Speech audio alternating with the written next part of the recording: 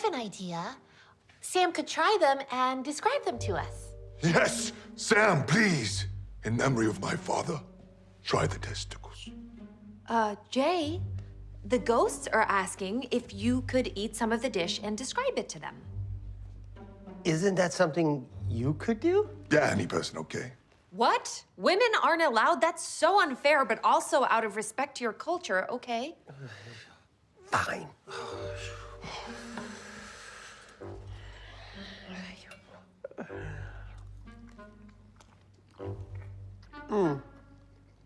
Well? Yeah, it's not great. Why is it so chewy? Yes, all coming back at all. This is very special moment. Oh, Thor. I love this side of you. Oh! Oh, God. The cab just enhances the flavor. Oh, this is a disastrous pairing.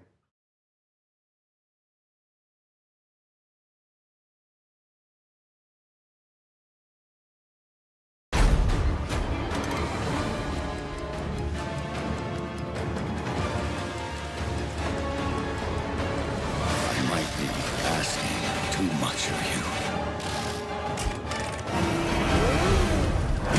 But I don't have a choice.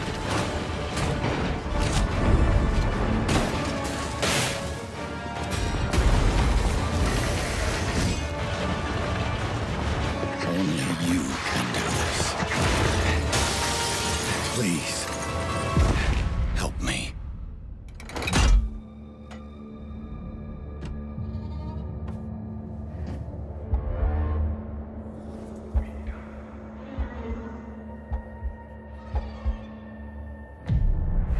Finally, we meet, son.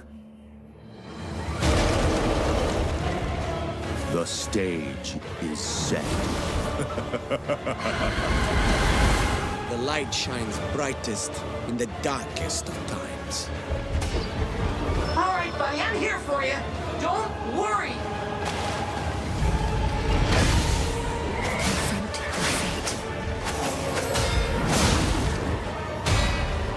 Don't give up.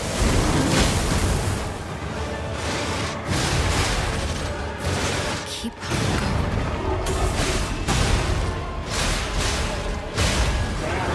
You can lean on me if you want.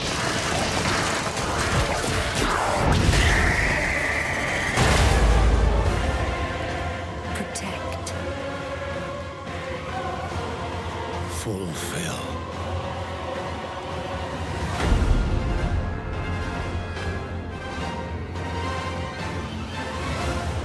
Your destiny.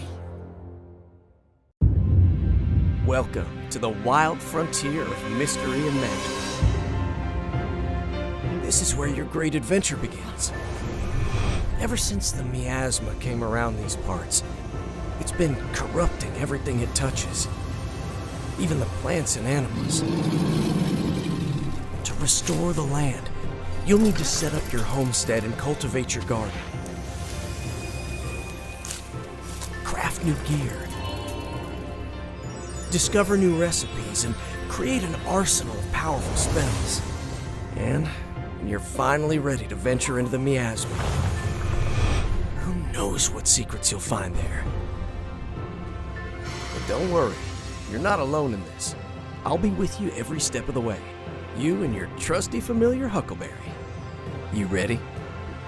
So stay in your sanctuary and discover what makes a home.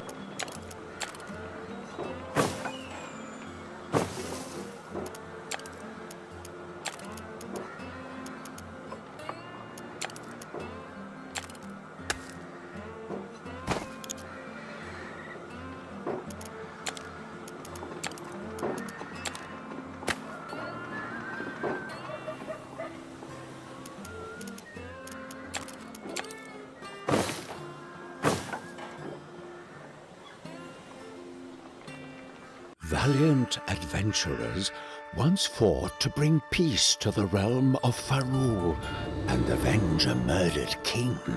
But now, a new peril threatens its people. The once peaceful and benevolent queen has turned against her subjects, casting Farul into darkness and despair. The resistance is rising, and the fight for freedom has begun. Adventurers will travel far and wide to prevail. Victories will be hard fought, requiring strategy, strength, and courage. New alliances must be forged to bolster our ranks. The fate of Farul lies in the hands of the Resistance. The time to act is now. Will you join us, adventurer?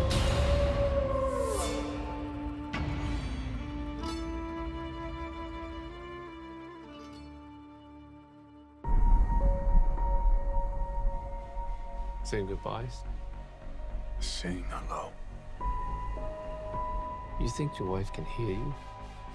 No. Then why bother? Maybe I'm wrong. You're going to die. Maybe not. Goodbye to you, my trusted friend. A new day is dawning. New ideas, new rules, new management. We've known each other since we were 9 or 10. Who is this? The Marquis de Gramont. Challenge him to single combat. Win or lose, it's a way out. I don't sit at the table. Your family does. Please pray for me. I was the black sheep of the family. Man has to look his best when it's time to get married. Or buried. I'm going to need a gun. Goodbye, my friend, it's hard to die.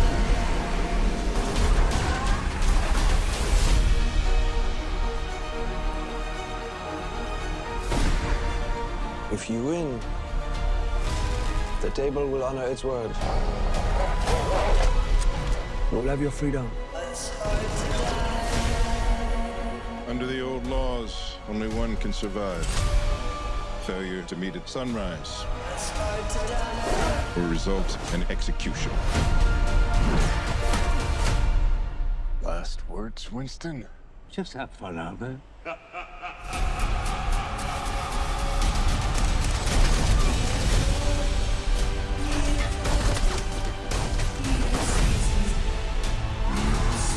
I want you to find your peace. But a good death only comes after a good life. You and I left a good life behind a long time ago, my friend.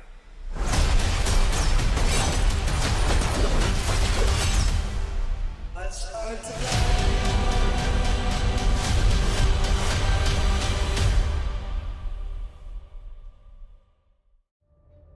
So I'm very happy to be here with the co-writer and producer of some of the coolest spectacle that's been on screen in the last 30 years. His new show, The Ark, is on Sci-Fi right now. Dean Devlin, thanks so much for being here. Thanks for having me. Great. So we're going to talk about Stargate, specifically the sequence where they go through the Stargate for the very first time. What, just as a moment in your filmography, like what is it that you can look back on? What's memorable about that particular scene, that moment for you? It's so interesting that that's the moment you've picked, because I speak a lot about that moment. It's a good moment. When I'm talking about screenwriting and filmmaking. There's an old saying about bad writing where a writer will write, "The army marches over the hill." And of course that means 5 days of shooting and 1,000 shots, and it's so much more complicated. Well, this is the mistake I had made in the script for that scene, because all I wrote was, they walk through the Stargate. That's literally all it said in the script. But as they started to do it, it became evident that all of them were bringing the uniqueness of their character to how they were reacting to the Stargate. And Kurt Russell comes in, he's very tough, and he's gonna muscle his way through, and the others are kind of nervous and worried. But when James Spader gets there, he's filled with this sense of wonder and excitement, and his life's work is built to this moment. So he walked to the Stargate and he put his hands in, and then he pulled his hands out and he looked at his hands and he looked up with this wonder, and then he went into it. And it was a magical moment.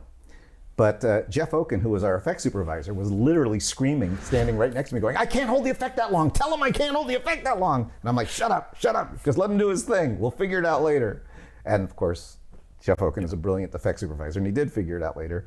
And it became a magical moment that ended up being much more about the character than the effect. Yeah, and it's such a great like gear shifting kind of moment too, because it's a terrifying thing that they're walking towards for the first half of that sequence, and it's very tense, and even the score it's like that nails on a chalkboard kind of like base of your skull sort of score. And then he pauses, and here's this guy just kind of appreciating the beauty of what's in front of him. And this, again, the score also turns into this sweeping kind of the theme, the da, da, da, da, da, da, da. Yeah, it's this really beautiful moment before he's transported across a galaxy. And that's why you have to really give some freedom to the set. You know, there's three parts of filmmaking. There's the writing part, there's the shooting part, and there's the editing part. And each one has to somewhat divorce itself from the other. You know, if the shooting part becomes too religious to the script, you miss a moment like that. Right. If the editing is too religious to what you were trying to do when you shot it, you miss opportunities to create something new. So I think it was Tom Hanks who once said this, that the reason it's so hard to make a good movie is you have to make a good movie 3 times in a row. You have to write a good movie, you have to shoot a good movie, and then you have to edit one. In terms of movies that hold up from that era and movies that don't, it's the ones that sort of accentuated the practical stuff with the visual. So like, I guess the question is the liquid part of the Stargate, and like, was there any version of that was sort of pared back a little bit to account for what was available to you at the time visual effects wise, or was it all just like, no, we got to get it look like? No, we always had this idea that it would be the liquid. I think the thing of it exploding outward and sucking back in came in a little bit closer to the shoot. Yeah. But every time Roland would come up with another idea of how this thing worked, our effects guy would just lose his mind. But Jeff Oken is a genius, and he always complains, but then he always pulls it off. He's brilliant. Were there any influences that you were trying to stay away from? Like, I think that I don't think you can do science fiction honestly in a vacuum, because there's been so much great science fiction work done. You're standing on the shoulders of giants, and to deny the connection is a fantasy, because there's nothing you can do where people won't feel like, oh, there's elements of this from there, or there's elements. So my feeling has always been embrace it. Embrace the history of this, because it gives you a common language. Like, for instance, the opening of the Ark, you see a room filled with sleeper pods. And if you've never seen science fiction in your life, you won't know what those are. But if you have, which I think most people will have who want to watch the show, they'll go, oh, those are like the sleeper pods in Alien, or oh, those are like the ones in Passenger, or there's a language. So I don't have to stop and educate the audience. So here's how cryogenics work, and I think it allows you to tell a story in a more fluid way when you just accept the fact that there are connections between what you're doing and what has been done before. Is this one of those moments for you, sort of like I know they're bought in if this moment gets a pop? That would have been Independence Day. Mm-hmm. The road on Stargate was very bumpy. So at the time, Roland and I didn't have an enormous amount of power, and our executive producer had a lot more power than we did. And when we did the very first test screening, it didn't go very well. And we rated, we had a very high rating in the slow area. Okay. And so afterwards, there was a big discussion. How do we fix this? How do we fix this? And my suggestion at the time was, I said, I think we've cut out too much of the character story. And so they're not invested in our characters. And our executive producer just screamed at me and said, you don't know anything about filmmaking. I make these action films. There's too much blah, blah, blah. We need more action. We need more action. So they sent us out. We shot 2 new action sequences. We cut out more character stuff. We put the new action sequences. We tested it again, and the slow rating doubled. And at this point, everybody thought we had a gigantic bomb on our hands. Now remember, this was an independent movie. We weren't at a studio at this point. And at that time, to do a $60 million independent movie was unheard of.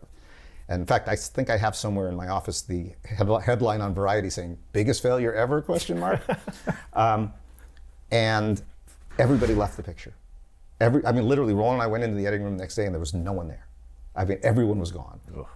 So Roland and I knew we only had a week before we had to go and record the score in England. So we worked 24 hours a day in the editing room, just taking out the stuff we didn't like that we were forced to put in, putting back all the character stuff we wanted. And then we did this new cut. But we had no idea if we'd made it better or made it worse. All we knew was our last test screening was a disaster. And then I had this weird, originally Jay Davidson was not an alien. In the film we shot, he worked for the aliens. But Jay Davidson at the time was on so many drugs and so out of his mind. I mean, literally we had guys holding cue cards and this.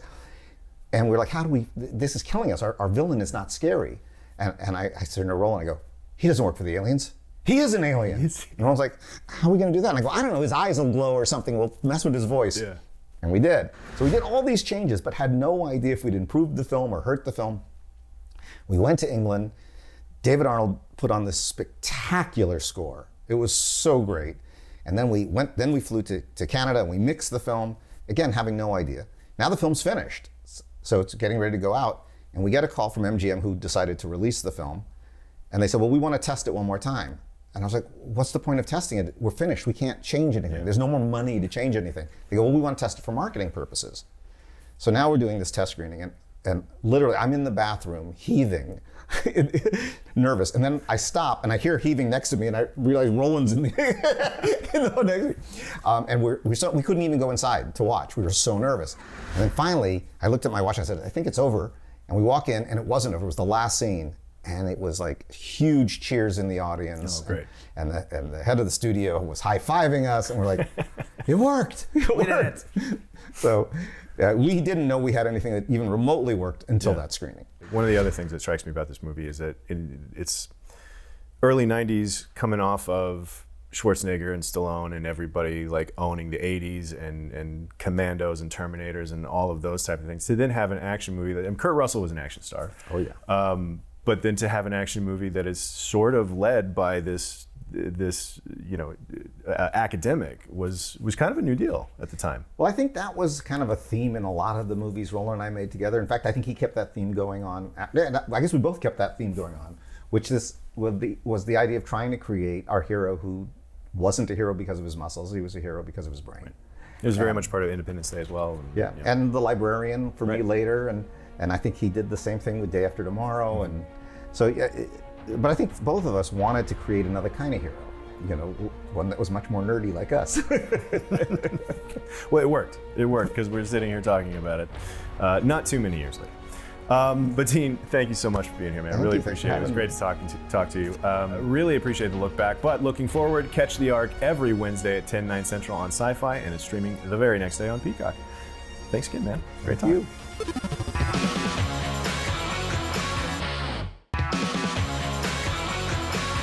In this house, we love horror, and our guest today has quickly established himself as a filmmaker to watch in that space with his feature debut, Skinnamarink. Kyle Edward Ball, thank you very much for joining us today. Thank you for having me. I am so excited to talk to you about this movie, which I should mention is available to stream on Shudder right now, and you should all go watch it if you haven't already. But I do want to talk about the limited theatrical release that you had, which really have elevated the movie's profile. You guys made over $1 million on a production budget of $15K in one weekend. I think it's safe to say that a lot of the horror diehards were a big part of that, who knew they just couldn't miss the chance to see it with an audience. How did it feel having that community come out and signal boost the hell out of this movie? It was insane. So originally when we did the contract with Shudder, before it was announced, before anything, there was talk of maybe one screening in New York and LA, maybe one in Edmonton. And then after it picked up a little bit of steam, that shifted to, maybe we'll do a Paranormal Activity one, so 12 theaters at a time. That was insane, and I didn't honestly know how well it would do. But with that being said, we made it for 15,000, so if we did $500,000, that would be considered a financial success. And then when we hit theaters, and for one of the days, it wasn't for the full weekend, but for one of the days, we actually cracked the top 10 of that day. it was amazing. Like, it felt like it was just another thing in this whole experience where it felt like every dream as a filmmaker that you have has happened to me in the past 2 months. But now that the movie is out on Shudder, I do want to know, do you have any suggestions for like ideal situation in which to watch it? So I really think it comes down to, you know, good horror works on any medium, any screen size, as long as you follow rules of it's dark, you have your undivided attention. Like, it has to be late, it has to be dark, and it has to be loud is the most important thing. You have to crank the volume and not ride it for like, oh, there's a jump scare, I'm going to turn the volume down. You just have to let it happen. Now, we are IGN. Obviously, we love games around these parts. Were you a gamer growing up? And what influence, if any, did video games have on how you tell a story?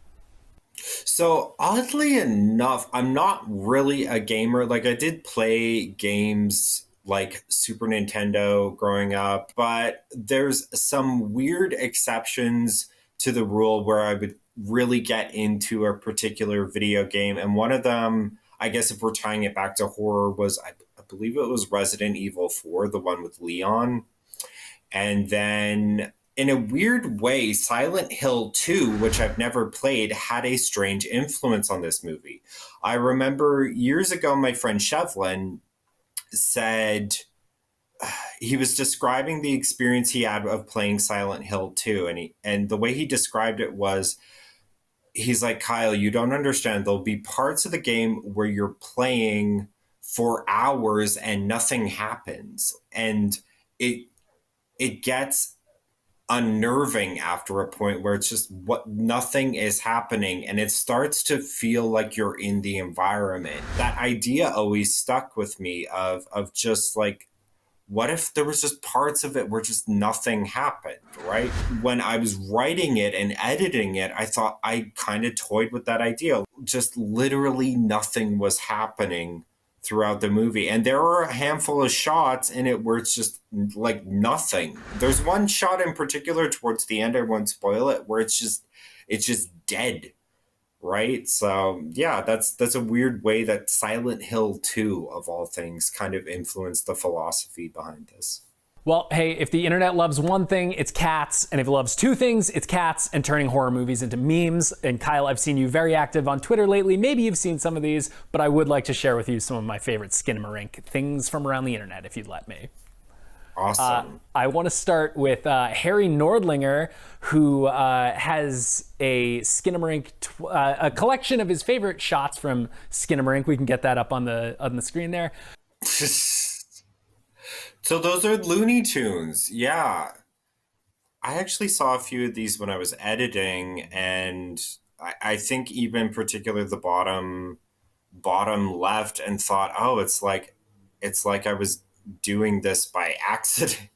Well, let's move on to now when Kinder Trauma's taken notice, you know you've made it in the horror world. Let's take a look at Skinnamarink Shrinky Dinks. This was insane. Someone spent time on this. This is incredible. From Troop Respecter, this has been a point of contention on the internet. My review of Skinnamarink, this is supposed to be a movie that emulates being a 90s kid having a sleepover, but there's several shots with the orange brick separator on the ground that wasn't introduced until 2011. Immersion ruined. Terrible film. Do you have a comment on?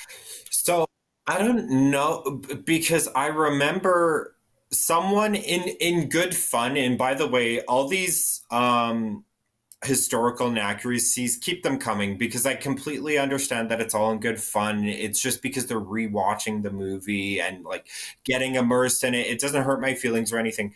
But I don't know if this was the person that DM'd me, because originally someone had DM'd me about the orange brick separator, and then it could be different Lego people, though, who noticed it. And I just figured, well, no one's going to notice. It's just Lego. This next one is from Jen the Crow. A little 9 Inch Nails love down here. Me and my friend going to see Skinnamarink for the second time. How are you tonight? You having a good time? Ready to party? Have fun? Well, that was The Last Guys. Wrong band. We're here to have a bad time. Synthesizer playing. I love that, because, you know, there's lots of The best horror movies should kind of feel like a punch to the gut, and what's more Nine Inch Nails than that? I'd like to move on to some fan questions. There are obviously a lot of questions surrounding Skinnamarink, surrounding your career, Kyle, so we have a few of those here. You suck, Henry. Sorry, Henry, whoever you are. Does this movie draw from any personal, scary childhood stories? It really does a lot. Really, the more I think about it, it draws from so many billions of different things. Or even the fact that we shot it in the house I grew up in and for a bit was afraid of the basement or afraid of even just the hallway outside my bedroom. MXA Ghost would like to know, the trailer for the film is simple and scary. Why did you decide to make it that way? Was it hard to compact the movie into a short trailer?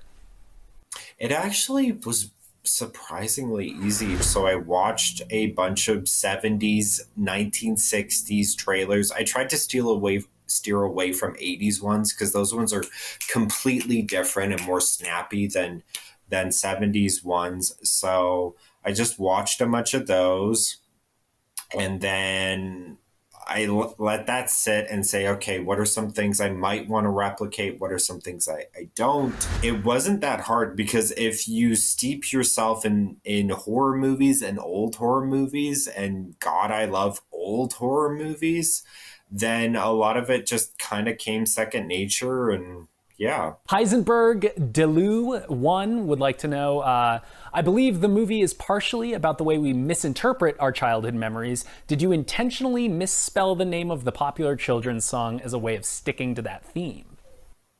So that theme is kind of in the movie itself. So the way through dreams and ideas and reiterations, like if you tell a nightmare you had to your older sister when you were a kid, it comes out different to how it feels. All that kind of stuff is in the movie, but the misspelling, it was intentional, but that's not the reasoning. I didn't want kids to go on YouTube and try to find the children's song and get directed to this movie. And this is the final one from Watch Ayakon. I just want to know when we can expect his next film. Do you have any ideas of when or what that would look like? I'm planning now, maybe start writing it in a few months, and then pre-production, hopefully we can start filming early 2024, and then release maybe later on in 2024, but we'll see. Hopefully my next movie will come out in 2024. Well, that is incredibly exciting for all of us that are excited for your next movie. Kyle, thank you so much for your time today. Skinnamarink is streaming on Shudder right now. Do not miss it. Valiant adventurers once fought to bring peace to the realm of Farul and avenge a murdered king. But now, a new peril threatens its people. The once peaceful and benevolent queen has turned against her subjects, casting Farul into darkness and despair. The resistance is rising, and the fight for freedom has begun. Adventurers will travel far and wide to prevail. Victories will be hard fought, requiring strategy, strength, and courage. New alliances must be forged to bolster our ranks.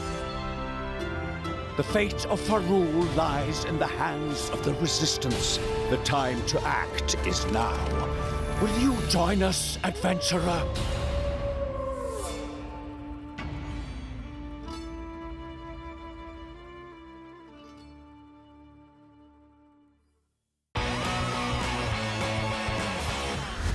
This is IGN FanFest 2023. This journey doesn't have a real ending. A celebration of all things gaming, movies, TV, and most importantly, you, the fans.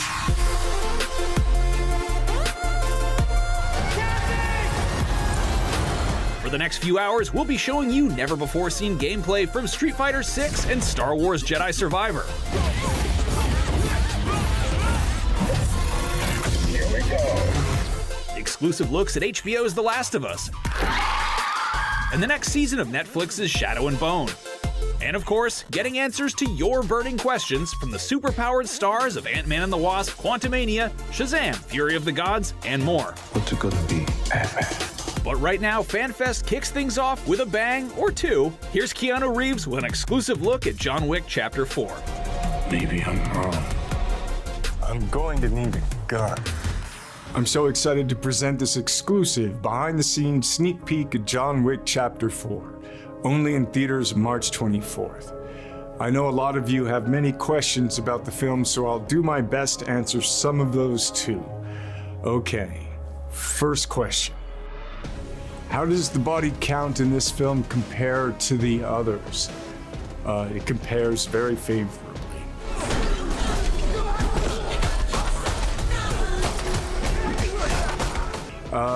Did you have to learn any new combat techniques or skills for this one? Yes, I got to do, well, not new, but I got to do some more driving, and not just any ordinary driving.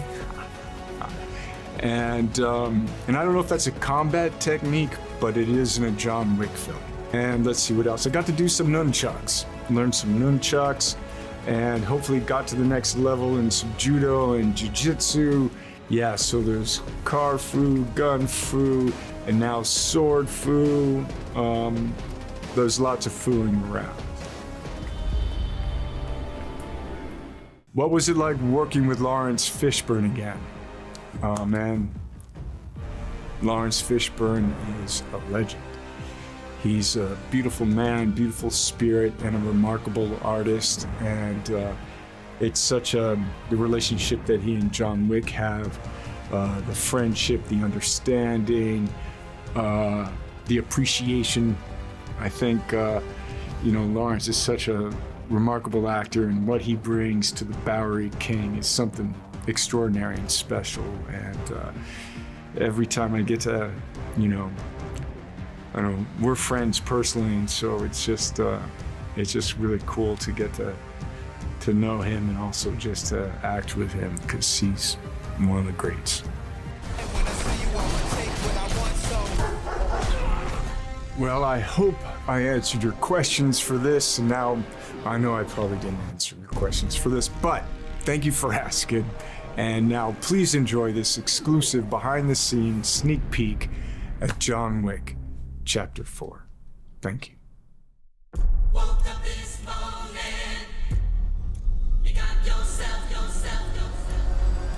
We're here working on John Wick Chapter 4. And so it begins.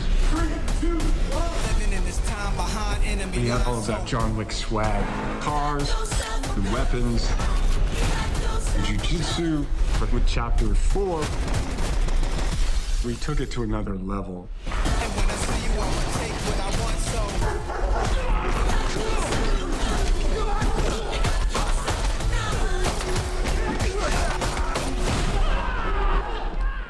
Plan is out. John Wick movies are known for Keanu Reeves doing the stunts. It's been about 12 weeks of training. It's new levels of action. Let's have nunchucks, which was challenging.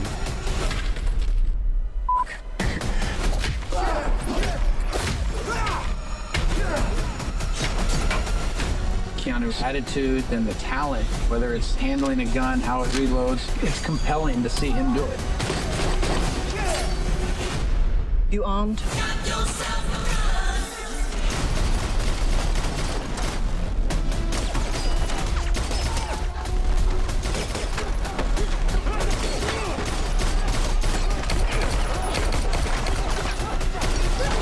John Wick action asks just a little bit more, and you see the effort and the commitment from the team. Ian McShane is back with Lawrence Fishburne and Lance Reddick. And then we have Donnie Yen, Bill Skarsgård, Hiroyuki Sanada, Clancy Brown, Shamir Anderson, and the incredible Natalia Tena, Scott Adkins. Fighting Keanu Reeves. It's hard work, man. And also we have Rina Sawayama. You make it look easy, but it's not.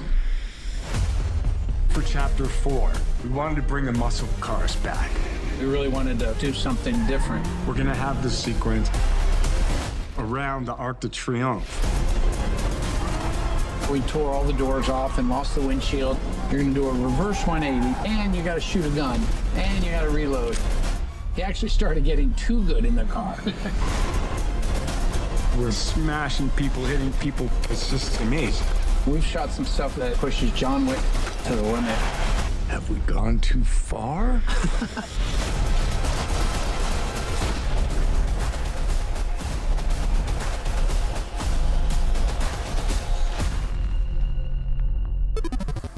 Yo, what's up, everybody? Welcome to IGN FanFest. I'm Akeem Watson, and I'm joined by Damon Hatfield and Alex Stedman. Now, for the next 3 hours, we're bringing you a non-stop celebration of the biggest names in games and entertainment, and it's all powered by you, the fans.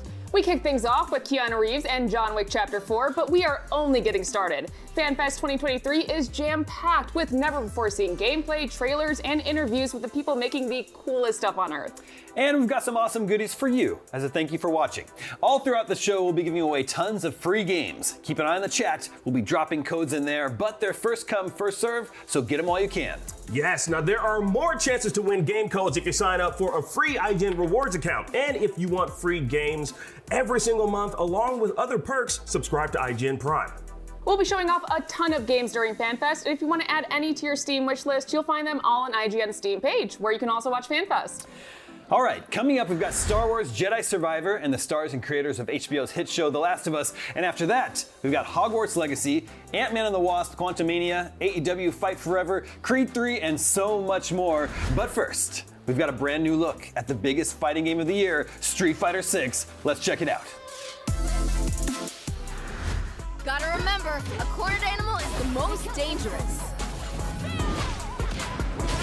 Oh wow, someone just got turned into a hashtag. What's up, everyone? My name is Mitchell Saltzman, and I'm joined by a very special guest. Thea Trinidad, also known as Selena Vega, is a WWE superstar who holds the distinction of being a former WWE Women's Tag Team Champion and the first ever, and to this day, the only Queen of the Ring. But most relevant to today's particular segment, Thea Trinidad is the latest real-time commentator in Street Fighter 6. Welcome. Thank you so much. That was a heck of an introduction. Love that. Oh, thank you. First off, let's just talk about this awesome opportunity for you. How did you find yourself joining the commentary team of Street Fighter 6? Well, that one came from a good friend of mine named Andrew, who asked me if I wanted to be a part of the project, which, to be honest, I thought he was kidding at first. I was like, you know, this is a dream of mine. Don't do this. Don't play. Don't play with my heart like that. But he was serious, and it was so cool to be a part of his team, and just I knew that I was representing for him too. So I was like, I have to bring it. If I'm going to do this and be a part of such a amazing brand, such as Street Fighter, something that I've loved since I was a kid, and the inspiration to my last name, I had to bring it.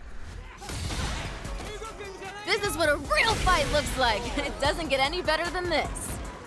Obviously, fighting games are a big part of your life. Tell us a little bit about your history with them, what your favorite ones are.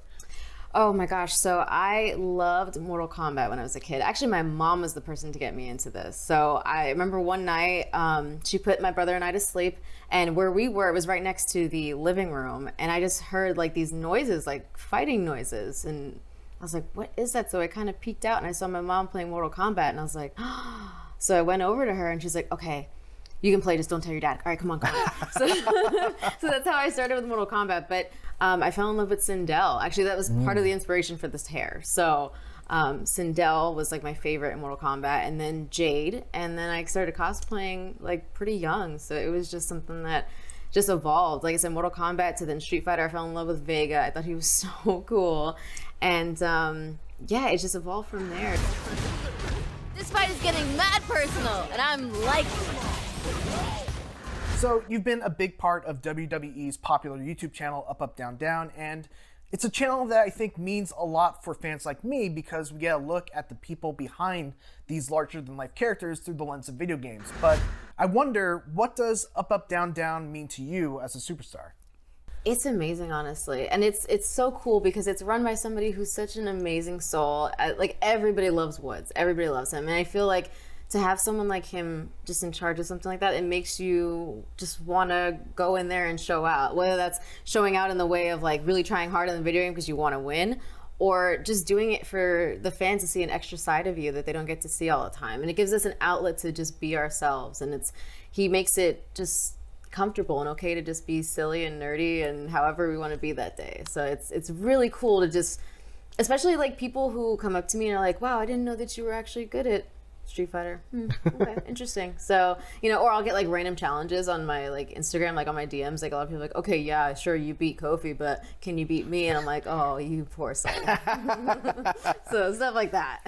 Nice. Are there any other video game franchises? I know this is a big dream of yours to be part of Street Fighter. Yes. Any other video game franchises that are on kind of that bucket list that you'd love to be a part of? So I actually really want to get into voice acting. Voice acting is something, yes, I love it. And like, I'm a huge fan of Naruto and Demon Slayer. And I'm just like, man, it would be amazing to have just a full circle of voicing a character and then cosplaying them in the ring. So whether that is for Street Fighter in the future, maybe, whether that's for Naruto Ninja Storm or for maybe a Demon Slayer game or something like that. But I would love to voice the character and then cosplay them. That's like my ultimate dream. Time for some good old violence. This is how you stay limber. You gotta crack every last limb. All right, well, Capcom was kind enough to provide us with a build for Street Fighter 6, and so, we were hoping to get a little taste of some of that Thea Trinidad commentary. Would you mind commentating on a match between me and my buddy Kalani? I would absolutely be down for it. There he is right there. From under the ring, Kalani appears. I've been practicing down here. I feel like I've done that in a Royal Rumble once before, and Hornswoggle might have been under the ring. You know what? It works for you. It works for Kalani. He wasn't originally going to be part of the segment, and then we decided to write him in. I'm hoping to still have that little Street Fighter 5 magic from before, Street Fighter 4 experience. All right. See if we can get through with it. And then the winner is going to go up against Selena, so there are some stakes here. Okay. I'm ready. You feel ready? I'm ready. Okay. All right, let's jump into it. By all means. Ooh, where do we want to play? Let's do the carrier level. Sounds good. Fly into battle. Oh, okay. You're quick with that. Oh my god. You know what? I don't want Kalani to win, so we're going with Ken. Well, I'll tell you what. I grew out the beard in preparation. In tribute to my boy Ryu. Okay. So naturally, I'm not gonna pick Ryu. Oh, Naturally, I'll do Ryu. I feel I was gonna say it's some epic battle right here. Of course, yeah. The ultimate battle, Ryu and Ken. It is the ultimate battle. Might be on a sweatshirt or two.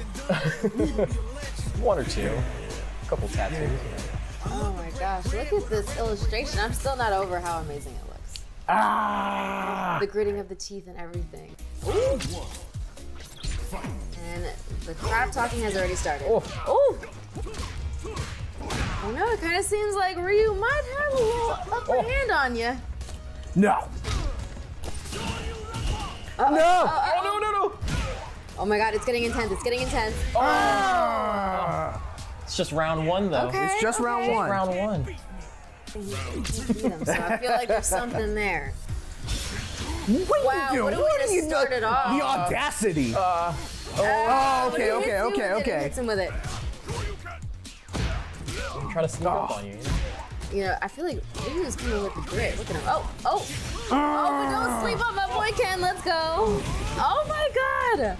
Bad punish, but good block. Wow, look at that. You win some, you lose some, but you gotta come back stronger. Pass the baton to you. Please, avenge me. So, full disclosure, we played some practice matches before the cameras were rolling. I think I still got to go with Ken. Like, I don't want to, play a character that I need to play someone that I can actually win with. So, well, you know what? I feel like I think I got to go with Ken. Same thing for Jury though. All right. She's so cute. I can't get over how cute she is. She really is one of the coolest Street Fighter designs, I think. Yes. Yeah, especially ones that have come out in more recent memory, since Street Fighter 4 at least. Absolutely. Yeah. Her personality. Look at that. Look at her hair. She's so cute. Nowhere to run.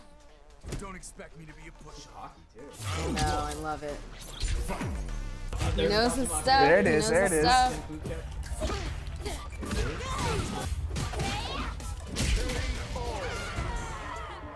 All right, it's just round one. It's just round one. You see Guile? Yeah, I think you can see Guile there in the back.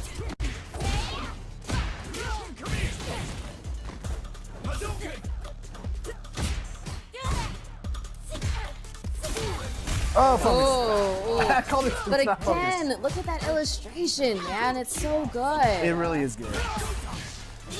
Oh no, I think I got hit. Oh no, okay. So that's an install. You're getting a little overzealous here. No, come on. Oh no. Don't you dare. Oh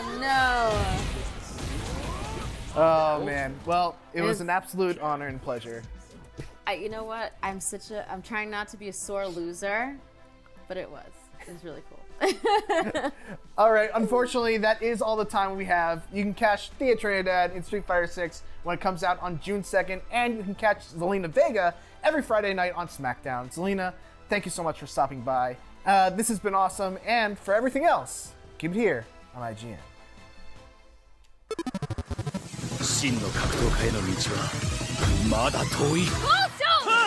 Hi IGN FanFest, my name is Kyung Kim from Crunchyroll Games. 私は A プラスのプロデューサーの高島です。 We are the publishers bringing Street Fighter Duel, the first mobile RPG of the series, to the United States, Canada, Europe, and the Middle East, and more.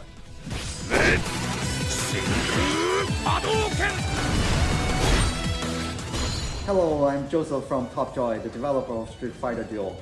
We are excited to work with Crunchyroll and A+ to publish the game, so more players can enjoy the Street Fighter game with a familiar experience on cell phone.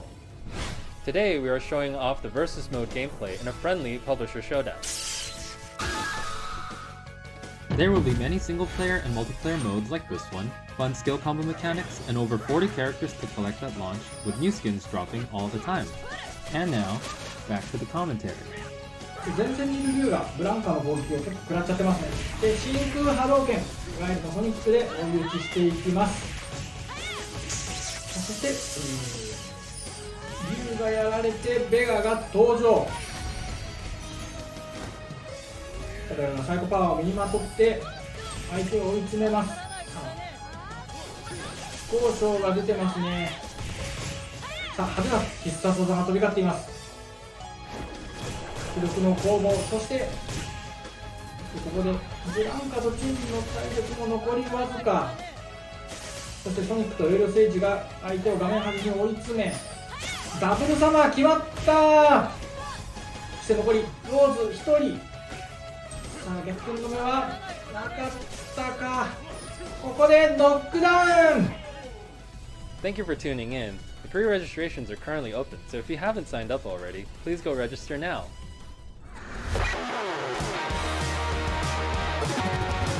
IGN FanFest is brought to you by PlayStation 5, bringing you the extraordinary.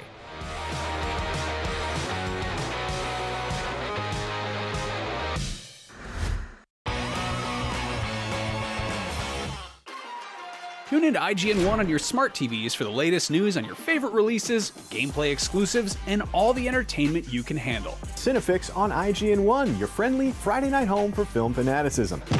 You're watching The Weekly Fix, ready to fill you in on anything you may have missed in the world of gaming and entertainment. Welcome to Should I Play This? This is what to watch here on IGN 1. Find it all in one place for free on IGN 1. They turned into a network. Who knew? Let's go.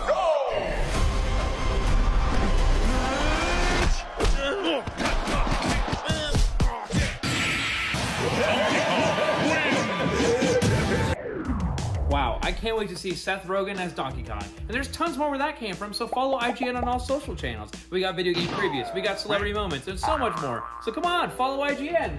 Whoa! So you like IGN, huh? The news, the videos, the guides, and wikis, it's all in your wheelhouse. But do you ever wish there was more? Introducing IGN Plus, a brand new program that's loaded with tons of cool perks and benefits. Sign up for IGN Plus today and you'll unlock free games and in-game content every month, a free subscription to Map Genie Plus, huge discounts for stuff like Dream Gear, Power A, Humble Bundle, the IGN Store, and tons more. IGN Plus is just $29.99 a year for a limited time.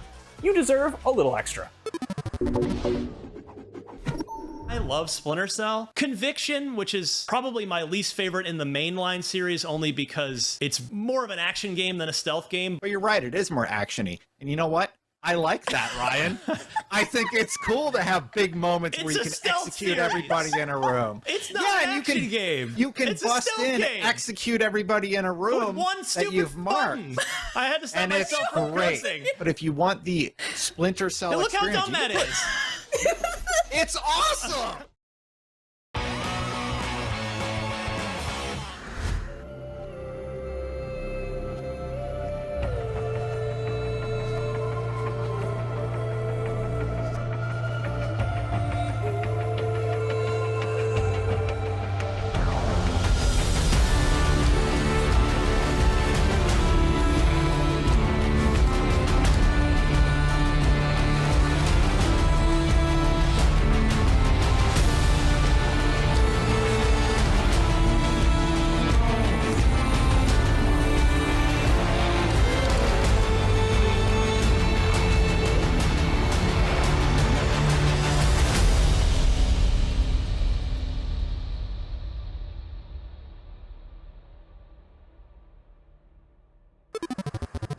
That was Valheim, coming soon to Xbox. Up next, Jedi Fallen Order showed players a dark period of Star Wars history, but ushered in a bright new era of Star Wars gaming. And this April, Cal Kestis is back in Star Wars Jedi Survivor. Let's check it out.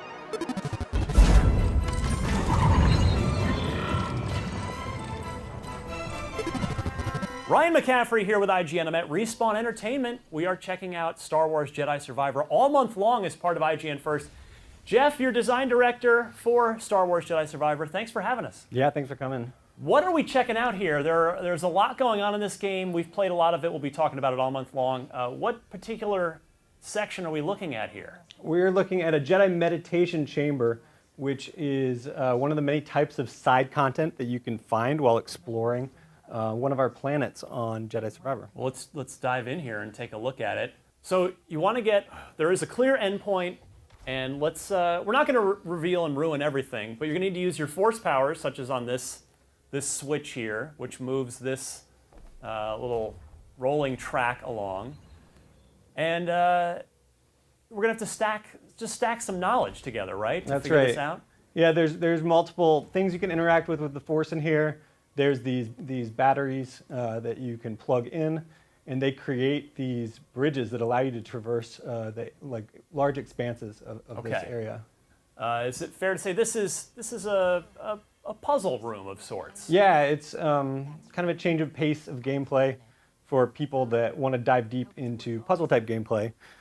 We've got some puzzles along the main path as well, but for the people who really like puzzles and want to get some more of it, we've got meditation chambers for them. And are these all optional, or is this we're looking at the first one in the game? This is actually the first optional one. There is one on Critical Path. Got it.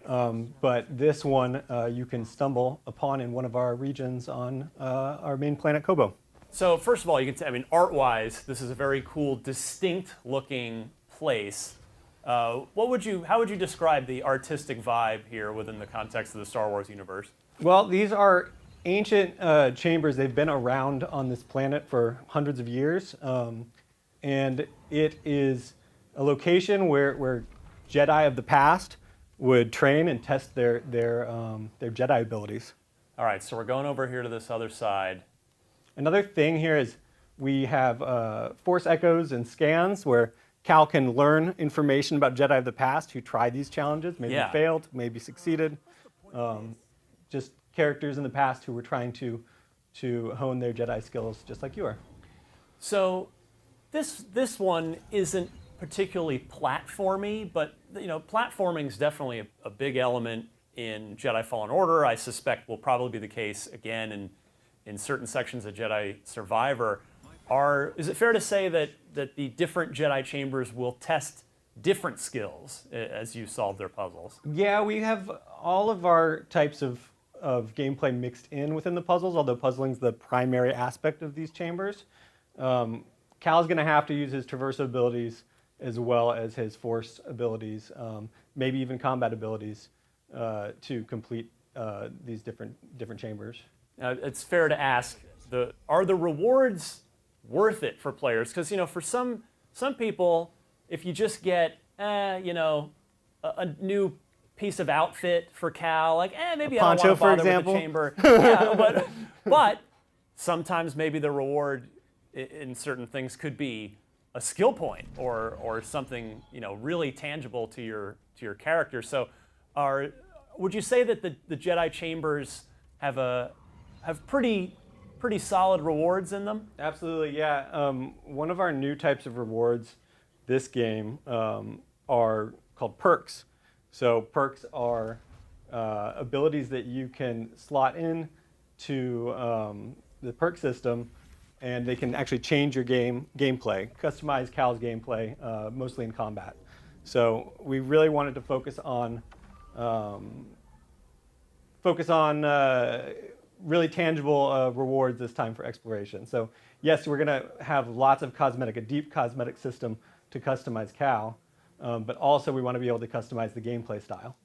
That was a quick look at the Jedi chambers in Star Wars Jedi Survivor. Don't miss our 9-minute gameplay video that we kicked off our IGN first month with, and for much more, stay tuned all month long to IGN. That was a look at Star Wars Jedi Survivor, coming to PC and consoles this April. Up next, Netflix's original series Shadow and Bone returns later this year, but IGN FanFest is debuting the very first look at the Season 2 trailer right now. Check it out.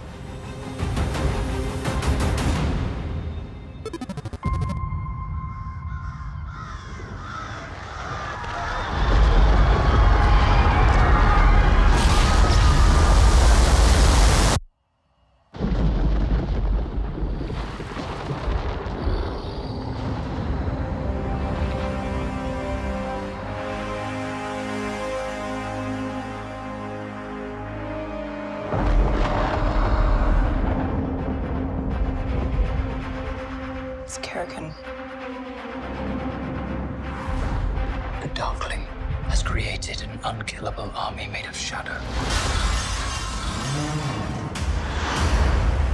Kerrigan damned this country into darkness. I have to destroy him. So good. You are Relena Starkov. Will you help us tear down the fold? Well, you couldn't do it with one amplifier. I need the power of all three. We must find Firebird and the Sea Whip. Take their power. Finish what you've started. You with me? Always. Adventure. Danger. Now you're speaking my language. What nightmare have we gotten ourselves into? I didn't realize you were patriots. Well, if you die, we don't get paid. I promised that you and I would change the world. That is never going to happen. I'll destroy the only thing you have left. It is magic. You will not know what price it demands until it is too late. Are you willing to sacrifice that which is most precious to you?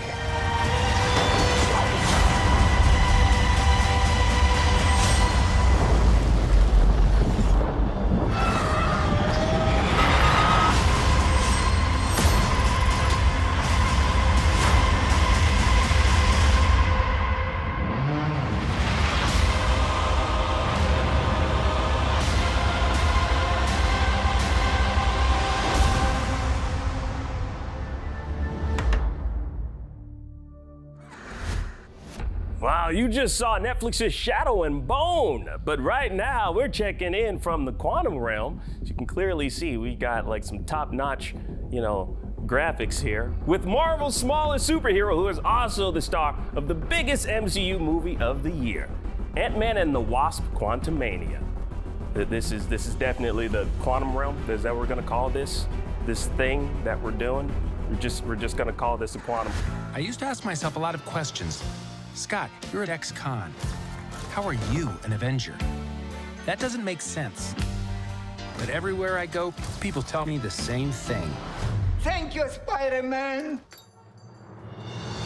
I have a couple IGN fan questions, and I apologize in advance for this one, but it's from Brian. He asked, do you think the butt strategy would work on Kang? It's a really, really good question. The butt strategy? Have you heard of this? No. Forgive I'm excited about it. Forgive me, but why does an Ant-Man just shrink down so small, go up as... Oh, right. And then expand to big size and blow him up from the inside? Do you think that would work on Kang? Absolutely not. No? No. Why not? Because he's smarter than that. Yeah, you wouldn't have it. Trust me, you wouldn't have it. I don't think it would. I mean, this guy can go through multiple timelines. He's got serious powers. He's good. It seems like he could. He's a tough customer. Yeah. What was it like to play a different version of Kang compared to He Who Remains, and how does Kang as a character differ from other past MCU villains? Well, it's very similar to Scott Lang. They're both regular old guys. They just decided to do things quite differently. I became King the Conqueror. He became Ant-Man. All these characters have human qualities. It's all said and done. They are flesh and blood, human beings. It's that human being spirit that makes Kang quite different. You're an Avenger. Have I killed you before? What was the best part of working on the Ant-Man films? I mean, to me, the best part of working on the Ant-Man films, which we've been doing for 8 or 9 years now, right, is this group of actors and taking the same actors through these 3 movies, expanding the cast through these 3 movies, and it is like a family, and now it's an extended family, and that includes Kang. Like, we've all been working together and telling this saga of this generational saga of this family of superheroes. That's been really rewarding. This is an IGN fan question from Best of Catherine. What is Really? Exactly. Oh, I love Best of Catherine. You know Best of Catherine? Yeah, of course I know Best of Catherine. I love that. Of course. Okay, so they ask, what is your funniest memory from on set? Aw. Well, thanks, Best of Catherine. I hope you really liked the movie. One of my best memories on set? Oh, I got this one time when I got to be stature, like when I got really, really big, and I did like a football scream, like as if I just won a touchdown, and I felt so dumb, and then I felt awesome. Oh boy, funniest. Somebody reminded me today that when we were filming is when I got that People magazine title. When I walked on set, Peyton had hooked up speakers everywhere and played "Let's Get It On" by Marvin Gaye. Oh no! Really loud, and it was really quite embarrassing because then he gave me a microphone to address everybody. What did you say? Nothing of any value, or it wasn't funny. I didn't even remember, but I remember feeling horrified. What was the most difficult part of filming this film? Not cracking up when I was driving the spaceship with my hands down these, I don't know what they were, these tubes, these liquid tubes, pretending like I really knew what I was doing. And that was the most fun, and yet the most difficult was I had to keep a straight face. The most difficult part of filming this thing, it probably was realizing the quantum realm, right? Because there's an extraordinary amount of physical effects and visual effects that go into making this thing feel real and tactile. That was probably the biggest challenge on this movie because 90% of it takes place in the quantum realm. Who are you? Just a man who's lost a lot of time, like you. But we can help each other with that. All right, now we've got to take a very quick break, but when we return, HBO's gritty and violent adaptation of the hit Naughty Dog game, The Last of Us, has been making our Sunday nights tense and heartbreaking. But we found some people who might help us cope with it all. Joel and Ellie themselves, Pedro Pascal, and Bella Ramsey. And we'll be talking to them right after this break. IGN FanFest will be right back.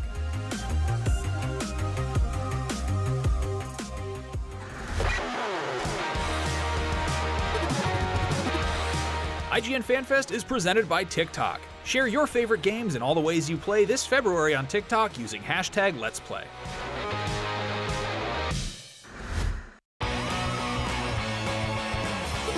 Have you been stuck on the same quest for just way too long? I just want answers! IGN's strategy guides and interactive maps are here to help. IGN guides are trusted by millions, easy to use, and of course, free. You can even track your progress with handy checklists if you go for 100% just like we do. We're gonna be going over some sensitive material. IGN has the very best, most complete, and accurate guides for God of War Ragnarok, The Witcher 3, Pokemon Scarlet and Violet, Genshin Impact, Elden Ring, and so much more. I will require some time to process this information. Every guide is tested and verified for you by experts. Just search for IGN. It's over, Anakin! I have the high ground! You underestimate my power! Don't try it!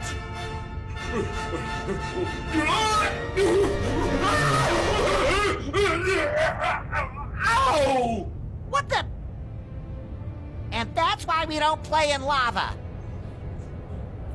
You were the chosen one! Wow, I love SpongeBob, and there's so much more where that came from, so follow IGN on all social channels. We've got video game previews, we've got celebrity moments, and so much more. So come on, what are you doing? Let's follow them. Behind every game, movie, and TV show you love is a wild, crazy, and sometimes unbelievable story. No one is just black and white. From revealing the secrets behind your favorite franchises to solving a legendary video game mystery, I'm coming for you. IGN Inside Stories gives you a peek behind the curtain. If people come to the game now and see what's going on there, I think they'll be surprised. Join us as we dive into hyper-dedicated fan bases, worldwide phenomenons, and the most incredible untold tales in games and entertainment. I said, wait a minute, that doesn't sound so good. It was definitely not what I expected in the best way. Inside Stories, available now only on IGN. If you don't think there's hope for the world, why bother going on? You haven't seen the world, so you don't know. You keep going for family. I'm not family. No. You're cargo. HBO's The Last of Us is a smash hit and one of the best shows on TV right now, and a big part of that is thanks to the stars of the show. Ladies and gentlemen, Joel and Ellie themselves, Pedro Pascal and Bella Ramsey. Welcome, thank you for joining us. The big finale of Episode 5 is extremely bleak, but leading up to that, there's the incredible sort of Kansas City set piece. You've got snipers, you've got monsters, you've got trucks flipping over, you've got explosions. What was it like filming that sequence? How long did it take? What was the general sort of vibe like making that? I loved that sequence. You hated it. Hit it, Bella. Well, it was 3 weeks of nights in the end, in Calgary. And the nights were actually, when did we shoot this? In like the spring? So the nights weren't even that long. They felt long, but they weren't that long. And we just, it was epic. I think that's a good word for it. They were long enough. Right. You barely did any. You did like I know. Yeah, Bella, you're like running around and dodging stuff, and Pedro, you're kind of just like sitting pretty up top. I'm like perched up on the. That's right, perched up in the window and being like, "Ah, this is taking so long." You're just sniping in a chair, yeah. Like that's that's. There was no chair. There was no chair. No. Oh, it's very uncomfortable. I was on my knees. I mean, those are preposterous working conditions. Obviously. Correct. But Bella, you're like, there's a sequence there where you're in a car and you're jumping over the seats and you're hiding under things and there's a truck falls into a sinkhole full of monsters and it's pure chaos. So you had to film this at night. There's fire everywhere. Was this stressful, or you said it was just fun? You're just having a great time the whole time? That's awesome. Yeah, I mean, it was incredibly stressful, but like in a way that felt amazing. Yeah, I mean, I got so many bruises. I actually got a real black eye at one point. The clickers are dragging like Lamar and Kivon, Sam and Henry out from under the car, and I stab him, the clicker, and he dies. At one point, as he was flailing around dying, he during a take, accidentally, the poor guy whacked me in the eye, and I was so proud of it. It was just, I had a great time. Now this was shot over the course of like 11 months, all over Alberta, Canada, among other places. You have tons of awesome sort of outdoor locations. Was there, aside from that big nighttime set piece, were there any sort of sequences in the show that were just especially sort of breathtaking to be a part of? Yeah, we were there for a year, as you say, and we used, we were on the mountain, by the river, on the lake, in the snow, in the rain, in the sun, on the prairie, on the set. It's hard to identify exactly like which one was more special than the next. They were all, equally challenging and wonderful. And it was always nice to get on the horse with Bella, especially if it was like a nice wide shot so that no one could bother us. We could like turn our mics off and have our conversations and ride the horse. Remember how unruly that one horse was in terms of getting into, and we would have to kind of like, he would be so ready for action, and he'd just have to kind of like spin around in circles. We just got used to it. We're like, all right, do your spin, and then action, and then he would just like walk the line. Oh wow! I remember that. That was his process. Yeah. Now, did you actually pick up any survival tips or I guess life hacks in the process of making the show with all that outdoor time? I didn't learn anything.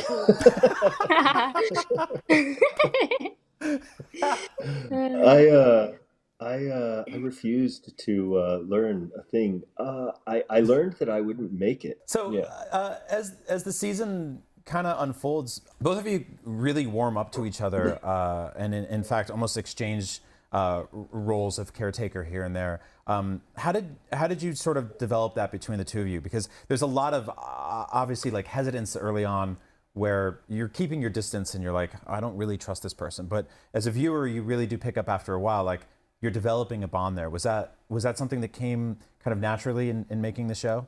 I mean, apart from the fact that we deeply despise each other, it was pretty good. Right? You don't know what good acting is. Girl.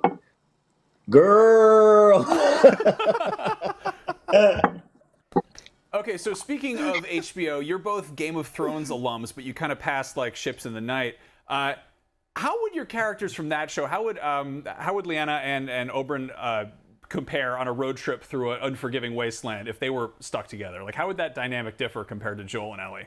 I'll answer this question since she never watched the damn show. And, first of all, I'll tell you, Bella, that Lyanna Mormont and Oberyn Martell would be fucking besties. Really? Good. Oh, with your completely. Swishy cape. Exactly. Exactly. I'd be twirling my cape around, and you'd be just like, oh God, I love him. Right.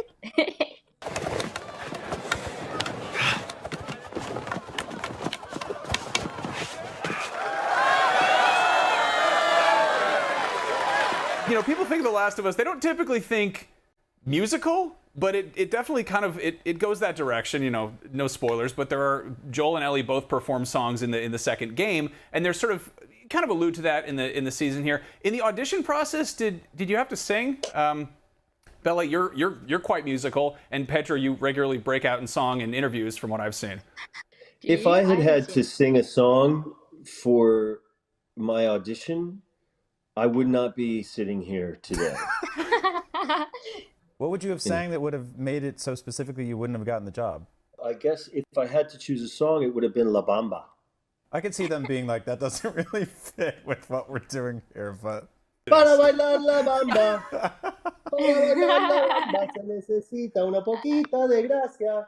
See? You got the job. Mm-hmm. There you go, breaking out in song in yet another interview. Bella, what about you? Like Ellie plays the guitar, she sings. Is that something that we might see from you later on? I mean, possibly. So I did a self-tape, and then I had a Zoom with Neil and Craig, and I made a point of positioning my laptop in a place in my room where my guitar was hanging up in the background, just so they know, just so they knew. We got some questions from some fans who love the show. TW Last of Us on Twitter says, did you take anything from the set, something that you liked so much and you thought about taking it home? So he wants you to admit to a crime. Did you steal anything? I don't think I did. Oh, man. Did you?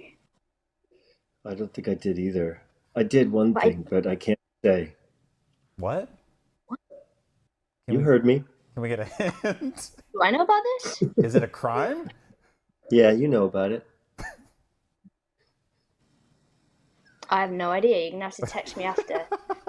I love this. We get teases of secrets, but not the. I mean, that's sort of the problem with The Last of Us. It's not like, I don't know. It's not like being in like a epic fantasy show where you're like, ooh, I want a sword. It's like it's a bunch of really beat up stuff. Like everything's like kind of dilapidated. That's fair. Now, Chai Jaran says from Twitter, did you guys play any pranks on each other throughout filming? If so, what were they? I could see both of you doing that. That seems like the kind of thing that might have happened. Pedro, what about you?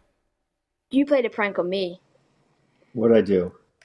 and Anna in Oh, episode. yes. One time I scared the out of Bella and Anna Torv. They were being such little kids on the set while we were escaping the QZ, and they were so scared, and they had to go through this big tunnel, kind of like sewage, sort of like drainage kind of tunnel thing. And basically they were in there and being like, this is so spooky. And I took the opportunity to scare the out of them by going, whoa!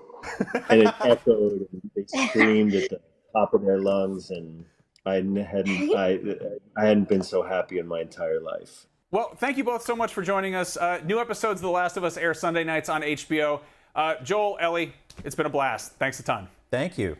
Thank you. Thanks, guys. Hi there. Sorry to interrupt, but if you're a fan of PlayStation games like The Last of Us, you should come hang out with the rest of us here on Beyond, IGN's weekly PlayStation show. Every Tuesday, we break down everything going on in the world of gaming as it relates to PlayStation, talk about the biggest new and upcoming games, share our hopes, dreams, deepest secrets, and darkest fears, and have an all-around good time talking about games that you can play using a controller that has a triangle button on it. Catch us on IGN.com, YouTube.com/IGN Games, or in audio form on Stitcher. Thanks for letting me get that off my chest. Now, let's have a chat with The Last of Us showrunners Neil Druckmann and Craig Mazin. Enjoy. We're gonna be brave, and we're gonna get out of this. Hey, let's go, come on. Get in. Joel? Denise, you get back inside the house! You lock your doors, now! Come on, get...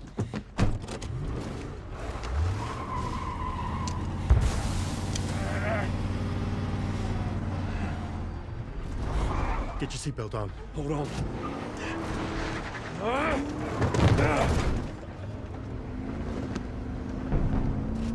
Joining us now are the creators of HBO's The Last of Us, Neil Druckmann and Craig Mazin, along with Gabriel Luna, who plays Tommy. Welcome to FanFest, guys.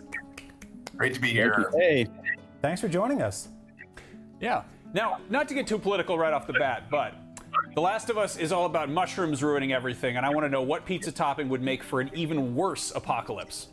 I mean, pineapple, right? Yes. Yeah. Well, pineapple with ham is obviously the worst combination ever. Oh my God, I love you. Yeah, no, those. I'm from New York, so Yeah. no. Oh, thank you. New Jersey. So Look, that makes me so happy. I'm a pepperoni guy all the way, but last night I had a prosciutto and jalapeno, and it did have pineapples on it. Very few, but it did taste pretty good, man. All right, so let's talk about that big, massive escape sequence in the first episode. It's The Last of Us game or show very much plays by like prison rules. You just kind of kick somebody's ass on the first day. Craig and Neil, can you kind of talk about what it was like adapting that from a physical, completely or virtual, completely CGI setup to making it physical in live action? And Gabriel, I guess, what it was like to actually be in a speeding truck going through a bomb to hell apocalypse in the making. Craig, let's start with you. Well, my job was to try and recreate the feeling I had when I played the game. It wasn't so much about nailing all the specific things to make it look exactly the same, although the more we did it, the more we often did draw direct inspiration from the way the game looked. was really about creating the feeling. But when it came to creating tension, that to me is as much about performance.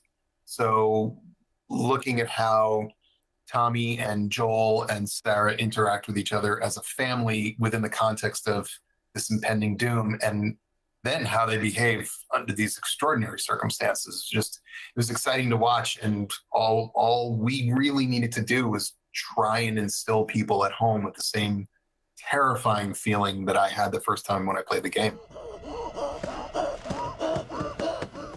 What are we doing, Joe? Neil, obviously, like, this is something you've already done this once. This isn't your first rodeo, so to speak. What was it like, kind of adding to that and really building on that whole escape sequence? Yeah, just remember a lot of brainstorming, outlining, and just saying what are the moments we want to keep. Where can we add something new? For example, the fake out with the car crash and the plane sequence, and then the big difference in execution from game versus live action is in the game, those elements are much more compartmentalized. They could be done more in isolation, and like you could finish a whole part, like all the animation, and then move on to something else. Here you're working with all these different departments, so we would have months beforehand all these meetings of what should our infected look like, what are they wearing, how much do we show it, what kind of lighting do we want to have in this area. We were at Fort McLeod, where we took over a whole city block and transformed it into Texas, and then we said action, and just seeing, like, they're acting in that truck. There's a stunt driver on top of the truck that's driving it, and all the stunt people, the effects, everything is happening at once. So to be able to pull it off, it takes such a coordination of everybody. It was kind of incredible for me to watch. And Gabriel, you've been involved in some gigantic productions before, but this felt just epic. There was an insane energy to the opening of this show. What was this like for you? Yeah, no, as you mentioned, I've been involved in some large productions, and this one kind of topped them all in the sense that everything was tangible. It was, you could see, smell, touch, taste, hear, everything was there. We spent a lot of time building these small stories, these little vignettes. I know Craig and Neil were just going mad trying to, not only having written this story, and that's with our protagonist, that we're following with our protagonist, but all of this multitude of other small stories being told. We asked Bella and Pedro if they stole anything from set, and they both said no, although they could have been lying. But I want to extend the question to you guys. And no one's looking, no one's paying attention right now, so you won't get in trouble. But did any of you steal anything? I did. Oh. But I did return it. But I stole Ellie's knife. And then the prop master contacted me. He's like, "Look, I'm gonna get in a lot of trouble. Please return it." Give me my knife. So I returned it, but he's gonna send it to me again. So I asked for two things. I asked for Joel's watch and Ellie's knife. So I'm still hopeful at some point I'm gonna get those. Now, one of the decisions in the show was to sort of switch out the spores, which made sense, again, with the gameplay. There was, gas masks and stuff like that, for tendrils, which, as like a huge horror fan, I absolutely loved. Just visually, I'd like to hear about how that art direction kind of came together. We're in a genre that there's so many stories out there that one of the smart things Craig said very early on that I immediately latched onto was like, what else can we do to separate ourselves? That we already have the clickers, and that they stand out because the way they have echolocation, how they look, but the more recently infected are closer to zombies. So what can we do that's different? So we had many, many brainstorms and conversations about what could the vector be? What's another way they could do than just biting someone? And that's where eventually we looked at some concept art, whether you see like some tendril-like things growing under people's skins, and came up with this concept of like, oh, it's not about them being violent necessarily. It's about them wanting to transfer the cordyceps from one host to another. And then the biting is about creating an opening where one didn't exist, so they can insert these awful tendrils into you. Yeah, this came out of also an early conversation that I had with a mycologist who is an expert on fungus. And what she was telling me was that there's something called mycelium. Those are these really thin filaments, these strands of fungus. And that is, in fact, what kind of goes through your veins, your circulatory system, and makes its way to your brain. And this is exactly how, for instance, cordyceps infects ants. And this was something that I don't think I'd ever seen before, at least not quite like this. I found it to be a beautiful example of invisible VFX when you first see them. These filaments that Craig describes, the lighting, the way it hits it through the window, and the realism in the movement, and it was really exciting. It looked as physically real as something that subtle could, you know. Did any of you pick up any I guess any survival tips or life hacks, whether for it's like an actual wilderness or just everyday life? Any like tips, any like around the house suggestions, Craig? Oh, I mean, I always tell people that if this happens and there's a fungal pandemic sweeping through the United States, I'm done, guys. I don't even think I'll make it out of my house. I had that exact experience, Craig, when Neil sent me the remake, the PS5 remake, and I quickly turned on the permadeath mode, and I was like, I've beaten this game before. I know where things are. I'm gonna go ahead and try it this way, and literally died, man. Got hung up on a fence when you're trying to run into the barn, and you're following Tommy into the barn right the last before the cutaway. Yeah, do your best to become an Ellie and tell some good pun jokes and find your Joel, because otherwise there's no surviving for me. Nice. Now we got a question here from Swami MSN on Twitter. This is for Neil. Now that the show has arrived, do you think you need to write future Last of Us stories from both TV series and game perspective, or will you strictly stick to games? Are your future Last of Us stories impacted by this TV series? So that kind of really assuming you're making more Last of Us stuff right there. But that is like a coded, is there Last of Us Part 3? No comment. I'll just say right now our focus is on we have the multiplayer game coming out, and we're going to reveal more of that later this year. Beyond that, it's the same process we've always had. We don't do something that we're not extremely passionate about. So unless we had a really good, compelling story to keep the story going, then it ends in part 2. We didn't want to do gotcha journalism, so we thought we'd employ like a sacrificial fan and then try to no. Thank you all so much for joining us today. The show is fantastic. The audience loves it, and it's a huge hit. So congrats. Thank you. Thank you, guys. Thanks, guys. Thank you. Experience the game that inspired it all. Whether you're playing through Joel and Ellie's journey for the first time or revisiting the classic again, The Last of Us Part 1 is available now on PlayStation 5 console and coming to PC on March 28th. IGN gave The Last of Us Part 1 a 9 out of 10, calling it a gorgeous and well-honed remake, so don't miss out. FanFest is presented by The Last of Us Part 1, available now on PS5, pre-purchase now on PC. Rated M for mature. Stick around, we'll be right back after this.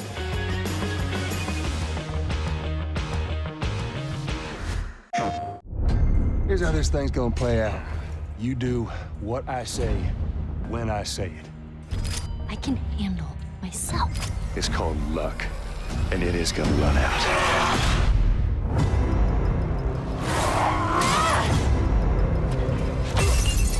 Do you even realize what your life means?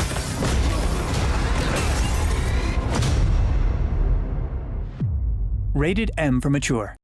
PlayStation.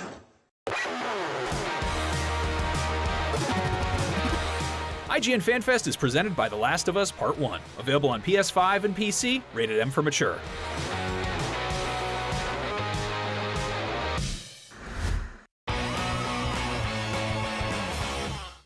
The average Cinefix movie list features nearly 100 different films and approximately 25 minutes worth of wall-to-wall deep dive analysis. To simulate that pace for this 30-second ad, we're featuring 26 different films, and before you say it, no, that math does not check out. We're not math people, we're movie people. We can't even count down from 10 without ending up at, like, 96. Subscribe to IGN Movies and TV for more Cinefix movie lists. Bad at math, great at movies.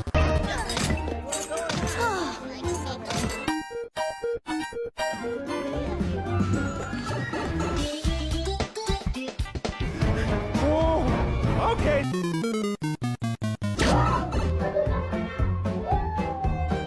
Oh, wow. That's actually my ringtone, and there's so much more where that came from. So follow IGN on all social platforms. We've got video game previews, we've got celebrity moments, and so much more. So come on, tap that follow button so I get paid. The IGN Game of the Year for 2022 is Elden Ring, but I want to go ahead and talk about the IGN Game of the Year for 2023, which is, of course, Tears of the Kingdom. Now, you might be saying to yourself, Seth, Tears of the Kingdom doesn't come out for another 5 months. Well, I don't have to listen to you because you're not my dad. Tears of the Kingdom earned its title as IGN's 2023 Game of the Year basically the moment its 2023 release date was finalized. Mr. Miyamoto, are we going to get a new Mario game next year? Oh, he's nodding yes! Mr. Miyamoto, are we gonna get more DLC for Captain Toad Treasure Tracker? Ooh, good question. That would be wonderful. Oh, He's disappearing. Don't miss out on the chaos. Every Thursday, we get together to talk about all things Nintendo. Tune in and be part of the NBC family. You're watching IGN FanFest 2023, a 2-day-long celebration of gaming and entertainment. If you missed any of the interviews so far, you can catch the highlights over on IGN's TikTok. That's right, and coming up, we've got a solid hour-long block of DC superhero-centric interviews and trailers, including Shazam, Fury of the Gods, and Batman, The Doom That Came to Gotham. And still to come is Creed 3, but right now we've got an exclusive trailer for the upcoming sci-fi game, The Invincible. Check it out.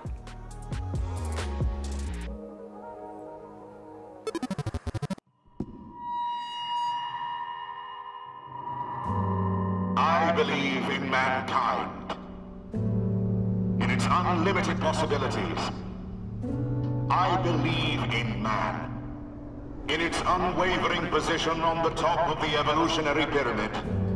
That is why I, wholeheartedly, having knowledge of our spectacular advancements, believe in the success of every interplanetary mission.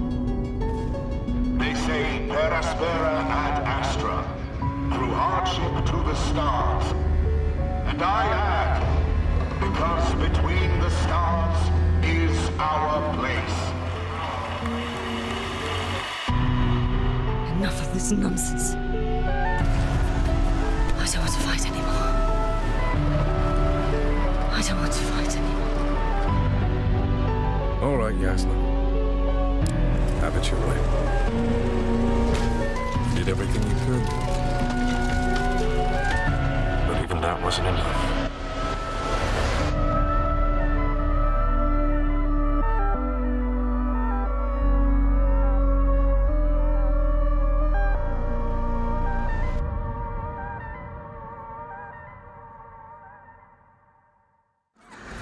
Now, if you've ever wanted to watch Helen Mirren and Lucy Liu beat the crap out of a teenage boy trapped in an adult man's body, seek some help. But more importantly, you're probably pretty excited for Shazam! Fury of the Gods. Now, to hold you over until it hits theaters, we talked with the cast about what we can expect from the superhero sequel. Take a look.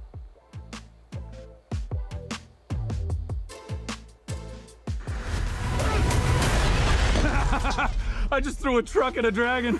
I love my life. Hello, I am Joshua Yale, and I am here with the cast of Shazam! Fury of the Gods. What's up, everyone? Yay! Wow, what a welcome. I love that. So to start, I wanted to just get a sense of who all of you are and what this movie's actually about. So for our returning heroes, what can you tell us about where we find your characters when the sequel starts, and how do you feel about this new threat that arrives? Billy's about to turn 18, and in the United States, you're an adult, you age out of the foster care system. It took him 14 years to finally find a family, and now 3 years later, he's freaking out that maybe he's going to lose that family. So that's a big thing. But then also, these guys have been stumbling through their superpowers for 3 years. They're all getting a little bit better at it, but like the teamwork still needs a lot of work. Mm-hmm. And so he, as the leader, is trying to keep everybody together for those purposes as well. And then these goddesses, not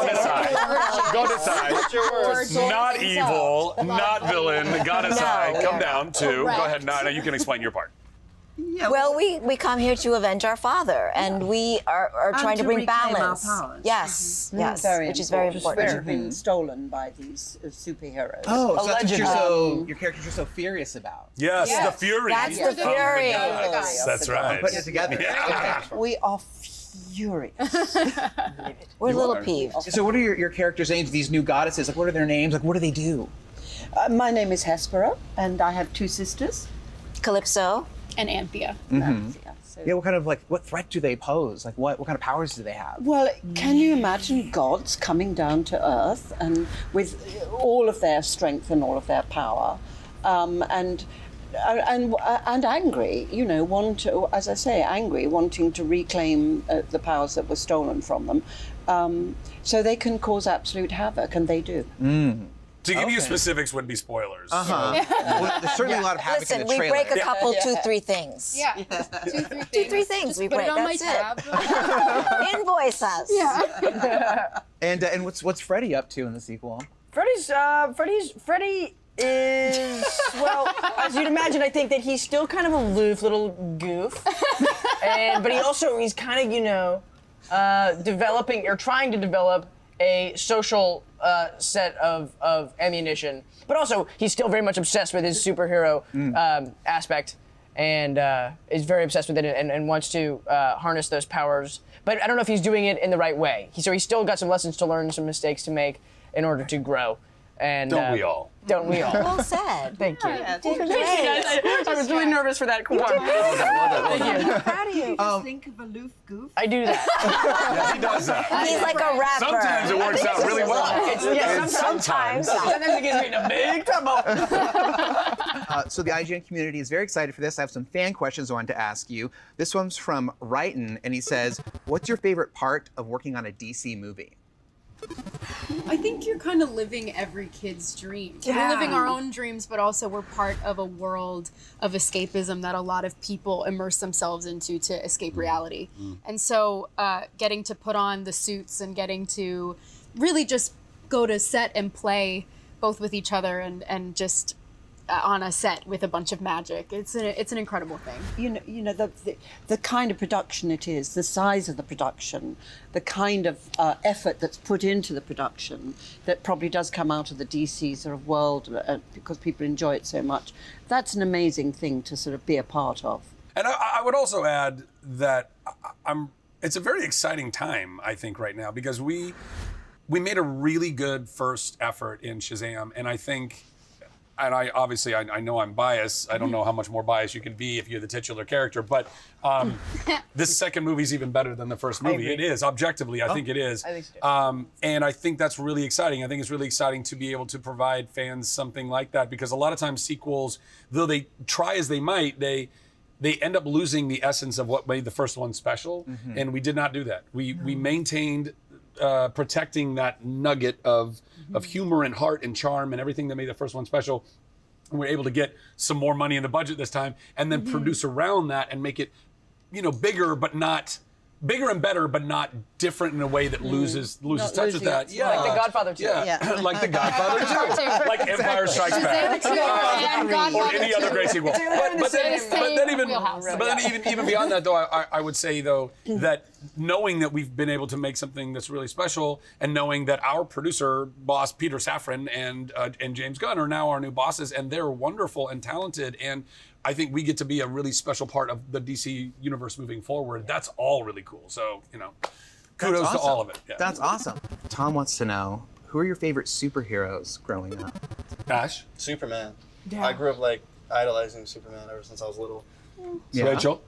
I was a Batman kid and an Iron Man kid. Ooh. Just I had the best of both worlds. Does it make sense? Wonder Woman. Wonder Woman. Batman was my favorite and still is my favorite. That's here, sir. I like Catwoman. Oh, yeah. Nice. Hey, okay. Michelle Pfeiffer's Catwoman was so good. Yeah. She was the bestest. Yeah. I don't know. Probably, honestly, it was probably an X-Men. I jumped around a lot in the X-Men world because I just loved the idea that they got their powers from their genes mutating, because it felt like the closest thing that could actually possibly happen in my life. Like I wasn't going to be around gamma radiation at any point, but maybe I was a mutant. Maybe I would somehow change, and in the middle of the night I would transform, and I'd wake up in the morning and I could fly. Never happened. But I will say, and again, this sounds kind of biased, but I think Shazam is such a great character. He's so unique. Most other superheroes are very serious and they're very brooding, and very rarely do you get. Peter Parker is the closest I can think of, which is like this, kind of naivete and a good heart, and they want to do good in the world, but they're kind of stumbling through it a little bit, and it's so fun. So I think me. Shazam. Okay. So the last question I have for y'all is another fan question from Adam, who asks, what is everyone's favorite memory from working on this movie? I have a good one, really good one. I'd love to share this one. Get it. I remember one time Helen got me in big bad trouble with the AD because I asked the RAD, great guy, Casey, and I'm very sorry again for doing this. But I asked him, I said, so we were on a platform about 6 or 7 feet above the ground, but there were mats around it, surrounding it, and I said, hey, will you be mad at me if when we're done shooting this, I jump off and jump on the mat, because it just looks really fun, and I'm very... Are you going to blame me for that? That was your own doing. I asked about it, but Helen told me, yeah, you should totally do it, and I'll say this, I was on the fence about it until you said, oh my God, totally do it. And so I said, that I have to do it. And I did it, and I got so chewed out. But not by her. She was laughing her ass off, and I felt so good about myself. It made up for the fact that I have to say it was the best moment in the whole movie for me. Watching this boy launch himself, just like off the top of a building, not with the camera rolling or anything, just the pressure of it. He just put his arms out and everything. And I knew he was safe because there were all these mats down. But also, I was a minor, and allegedly I could have gotten hurt. They went ballistic, didn't they? Which is very responsible and bad of me. Oh wow! I'm very funny and very great. That's amazing. Well, one came to mind, and that was after. It's just another Jack story, but There's a few of those. it was. We had a day where Anthea and Freddy and the Wizard have a scene together. And so Jack has a very fun dynamic with Jaimin Hansu, who's wonderful and we love very much. And Jaimin messed up his line on one of the takes, and Jack turned to him and said, "This is why you've been nominated for the Oscar and you never won." And I held my breath, like, oh my God. And then Jaimin cackled. He thought it was the most hysterical thing that's ever been said, and it was just one of those things where it was just like, you can't remember your lines, Jaimin. This is why you've been nominated for the Oscar and you never won. And then I was like, oh no. And then he thought it was really funny, and I also got to laugh because he got to laugh. Why would I say that? Why do you say half the things you say, Jack? I know. I should just. It was wonderful talking to all of you. If the movie's half as fun as this interview, it's going to be a blast. I can't wait to see it. The DC Elseworlds graphic novel, The Doom That Came to Gotham, had Batman facing Lovecraftian eldritch horrors in the Roaring 20s. And this year, it's being turned into a moving picture. And not only is it a talkie, it's in full color. If you don't think that's the cat's pajamas, well, you don't know your onions. Hop on the trolley, old sport. Get out of here.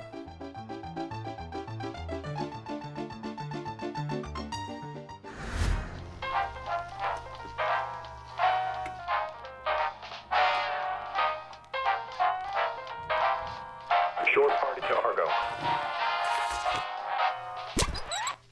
This is Argo. Go ahead. Kylie, ready explosives. Did you say explosives? I mean, sure, Mr. Wayne. How many? All of them.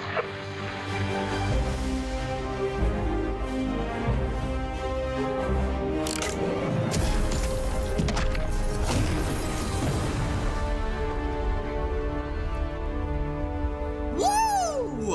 Hot dog! Nothing will get into or out of that cave ever again.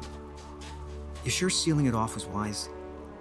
The scientific value of a prehistoric creature like the one you described is far less than the danger it posed. That thing has infected the surrounding wildlife here with some sort of mutational agent. A virus that must have lain dormant for millennia. And it's quite possible it infected some of the Cobblepot party as well. So, whatever that creature was, Dick, it was meant to stay buried. Sir, what about Cobblepot? Did you ever find him? Cobblepot's gone.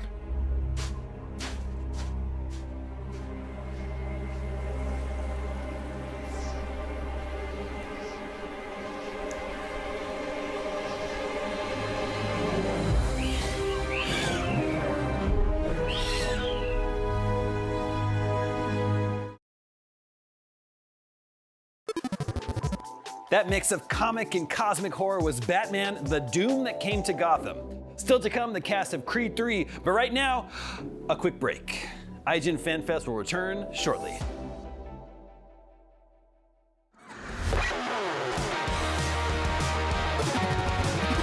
IGN FanFest is presented by Company of Heroes 3, available February 23rd on PC.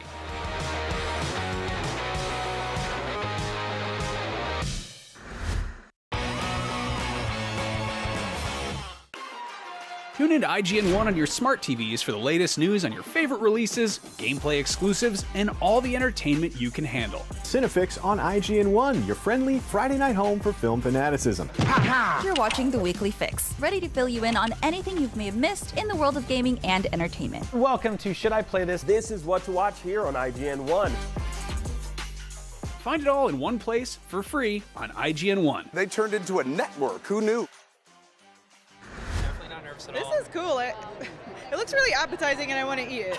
I'm sorry. It looks like a toffee apple or something. I mean, can we afford it to give it to her? No, I won't eat it. That's crazy. Just the rest of my audience is so hard to hear. Wow, I love Karen Gillan. She's amazing as Nebula, and you know there's so much more where that came from. So follow IGN on every social platform. We've got video game previews, we've got celebrity moments, and so much more. So come on, let's hit the follow button, or else I'll get fired. 6 years ago, while talking about Sonic on Game Scoop, Brian, you had this to say. Real talk. Where we need to admit that this was never really a great franchise. Wow.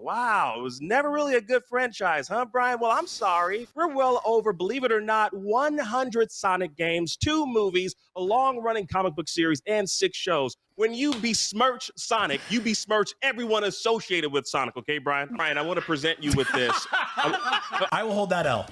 I was wrong. I have since come around on that character. I have watched the movies with my kid and enjoyed them immensely. Sonic Frontiers is fun. I liked Sonic Colors. I liked Sonic Generations. I liked Sonic Mania. Something we can all agree on is that Sonic has been good. It's Crash Bandicoot that's never been good. Oh, okay. Here we go. If you enjoyed that, check out full episodes of Beyond, IGN's PlayStation show, as we talk, argue, and goof on everything PlayStation. New episodes drop every Tuesday on IGN.com and IGN Games on YouTube.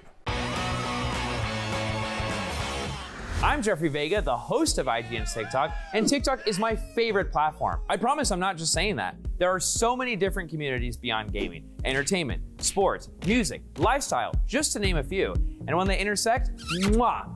But given FanFest is a celebration of video games, which I love, I thought it would be the perfect opportunity to talk about my favorite gaming moments of TikTok in 2022. IGN FanFest is presented by TikTok, your unskippable destination for gaming entertainment. The gaming community on TikTok is always having a good time, whether it's creating new trends or using custom effects. In 2022, TikTok released this incredible arcane effect. Let's check it out.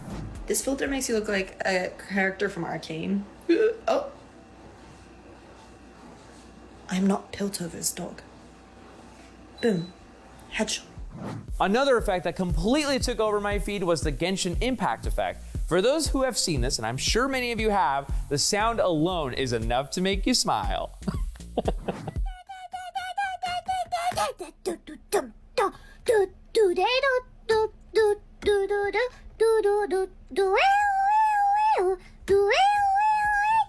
I have to admit, sometimes when my boss is talking to me, all I hear is do. It's actually becoming a real problem for me. But hey, moving on to another one of my favorite top gaming moments on TikTok, we had the opportunity to learn about Madeline Klein, the star of Glass Onion, and we wanted to find out what her Call of Duty username is. Let's check it out. It's what? I like first-person shooter games. You chat No, because I don't have the headphones. You don't have the headphones? I don't have Do the you headphones. actively type, you suck? No, actually, I just hear them talking over, like, to me when they don't know who I am. Is your handle a female name or? No, it's, no, wait, it is. It is. Don't tell us the name, but how'd you come up with it? It's my stripper name. Oh, no, have you ever given your stripper name in an interview before? No. Okay, good. Okay, see, that's actually very smart not to reveal your username on a live stream. I mean, I wouldn't either. Although mine is technically just my full name, Jeffrey Vega. Oh, we can cut that out, right? Yeah? Okay, great. Moving on to more of my favorite gaming moments on TikTok, LA Gorillas have been helping us take our Warzone 2.0 game to the next level with tons of tips and tricks. We found their settings guide to be particularly helpful. Turn off extra effects. Reducing visual clutter sharpens your game and helps us focus on important things. Prioritize interact. Loot items with a tap of a button so you're back in action faster. I wish I had more time because I could do this all day, like Captain America. Sorry. But I want to know your picks, so share your favorite gaming moments on TikTok this February using the hashtag Let's Play. I will watch every single video that's tagged hashtag Let's Play, so get to it. I have all the time in the world. Where's my phone? I'm gonna start it right now, so do it. Whoa! Now coming up next, Punch Club 2 is the upcoming boxing management game from Lazy Bear Games, and we've got some brand spanking new gameplay to show you. And if you need more footage of people getting hit in the head with heavy fists, we've got a 1-2 punch for you with Creed 3 coming up in just a bit. Take a look.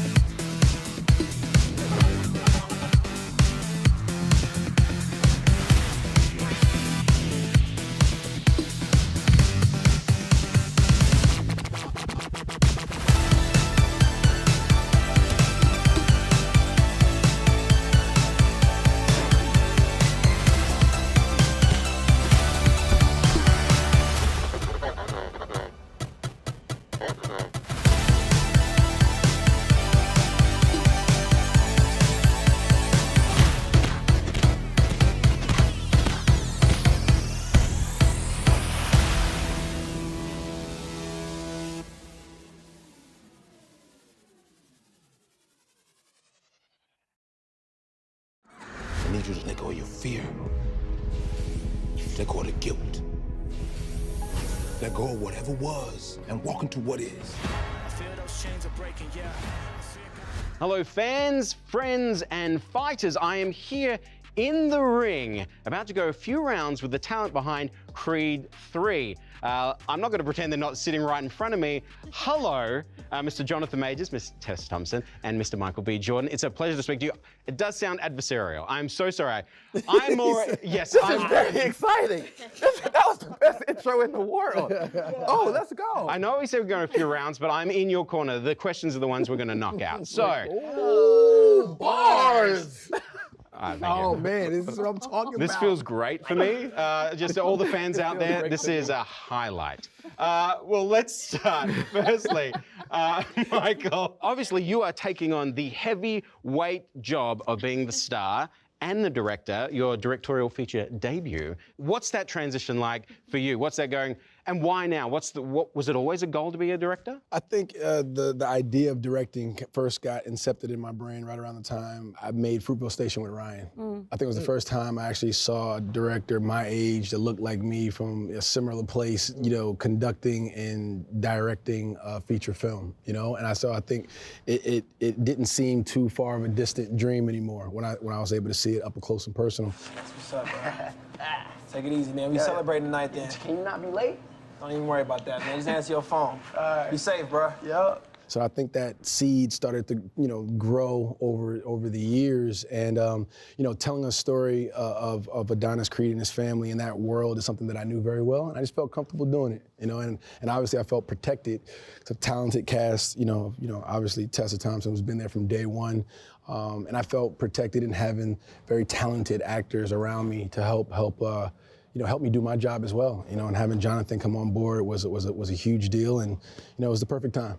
I think it's hard for a lot of people who may not be in the industry because it's like you take on 2 jobs. Yep. For you, what is like the best elements of that and the more challenging elements of doing both those roles? I think the most challenging elements is just time, being able to just be in one place to give it your full attention that it deserves and needs, and being able to cut and run to the next job and turn into something else. I think the cheat code that comes from acting and directing is being able to direct while you act.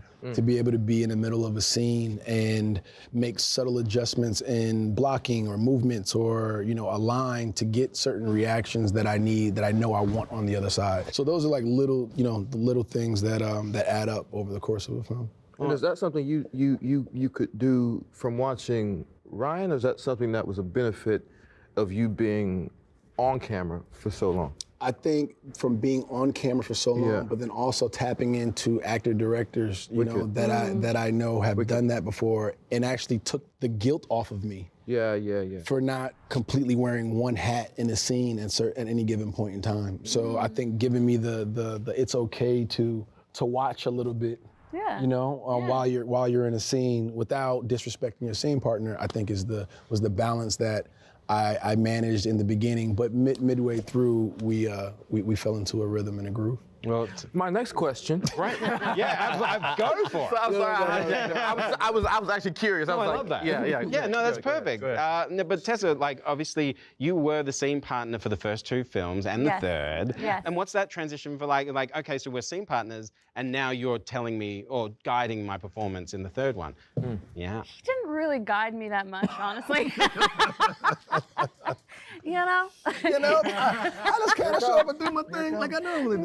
No. I remember we were doing one scene, and it was like the 3rd take or something, and I finally realized that this is how he was calling cut. He'd be in the scene sort of doing this, and then very subtly he'd just go, and it was maybe the only, it was so good. I was like, I felt a tremendous amount of pride every day just because I love him. We've been on this journey for such a long time now. It's the culmination of so much of the work that he's done, and I think he's a born leader, and it's incredible to get to watch someone that you love and a good friend of yours do something that's a big swing and do it so well. So that was the thing that felt unique. I don't often feel just proud every day necessarily of my coworkers, but it was a good reminder that you ought to. When your coworkers are doing a good job, you should really feel pride.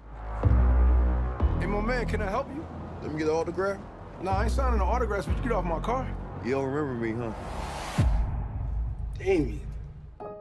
Jonathan, now you are the newbie to the franchise. Did you have a relationship with the movies, the dynasty of these movies beforehand? How did you find yourself here? I guess the anecdotes would be Creed 1, I joined a gym and made a playlist. And then Creed 2, I actually I was mentoring a group of young black actors at my drama school, and I grabbed all of them, and we had a field trip. And we all sat down and watched Creed 2, and then chatted afterwards about why it was important and diagnosing the work, in this scene, and all of that. You know what I mean? And so I looked up to the franchise, and consequently looked up to Mike as a younger actor. Saw in the film things that you kind of want in real life. It was great. You want to be an athlete. You want a cool girlfriend. You want all these things. You know what I mean? It was there it was right there in the movie. And then Creed 3 is a different ball game. Yeah. It's a different ball game, and it's a different approach. Yeah. You know what I mean? Especially in our industry where you don't see this. You don't see this type of collaboration. Tessa beat us there. Her and Ruth Nega did a beautiful collaboration. But us as young black guys, the industry doesn't feed into that. But we did, and we've done it. Glad to have you back out, huh? I know I've been away a long time, but get myself in shape. I still got gas in the tank. Come by the gym. Thank you. Since it is FanFest, we do have a few quick fan questions. Okay. So firstly, from what a username, @Sam98179078. Not the full digits, so he didn't dox himself. Okay, cool. But this one is to all of you. What's one thing you can say that the others did to make your job easier on the film? I'd say Mike directed it. Made my job very easy. Sure. Yeah. Oh, come on, that's good. I would say we know what you should say. After we just said that, you Yeah, should you say. say they've always come prepared and never had to worry about them. Like they've already got it, you know. It's just trying to get variations of it. So I never had to worry about an actor in this movie, especially these two. What do you think King Valkyrie would think of all this boxing drama? Good question. I think she'd love it. Are you kidding? We'd be Yeah. entertainment. Yes, definitely. Like- Shirtless men, oiled up, together. You're all a part of that MCU club. What is that? Feel an exclusive club? Yeah. Right? That's cool. Do you guys share stories, advice of like people going into it, like what it was like for you each other? We don't. We don't. Do we? We haven't. We have Have not. we? When we don't, as of I now. think Mike may have. I think I may have gotten a text message from something MCU, and it was like, "Yo, Mike, look at this." You know what I mean? Like, this goes down on Tuesday. You know what I mean? Like, not really. Not really. But yeah, you know. After all the training on this film, Jonathan, will Kang be incorporating any right hooks into Ant-Man in Quantumania? Kang on Kang. Kang on Yeah, Kang? man, so absolutely. That's the Absolutely. answer. Absolutely. We've got Zonix from on IGN.com says, any plans for a Creed 4 or potentially a spin-off into this legacy? Yes, sir. Damn. Yeah. Woo! You were right there. Yeah. Creed 4 for sure, definitely. You know, I just want to expand the Creed verse. You just broke the within internet. within reason. You just broke You the know, but yeah, definitely expect other things around Creed for sure. Are you currently working on any anime projects that you can talk about? I am working on current anime projects, and I cannot talk about them, unfortunately. That is perfect. But we will be talking to you guys soon. Oh, I love that. I love that. Well, it has been a pleasure. Bro. It has been a pleasure speaking to all three of you. Thank you for joining us for FanFest. We can't wait to see the film. The fans are dying for it. And thank you very much. Thank you, man. Great. And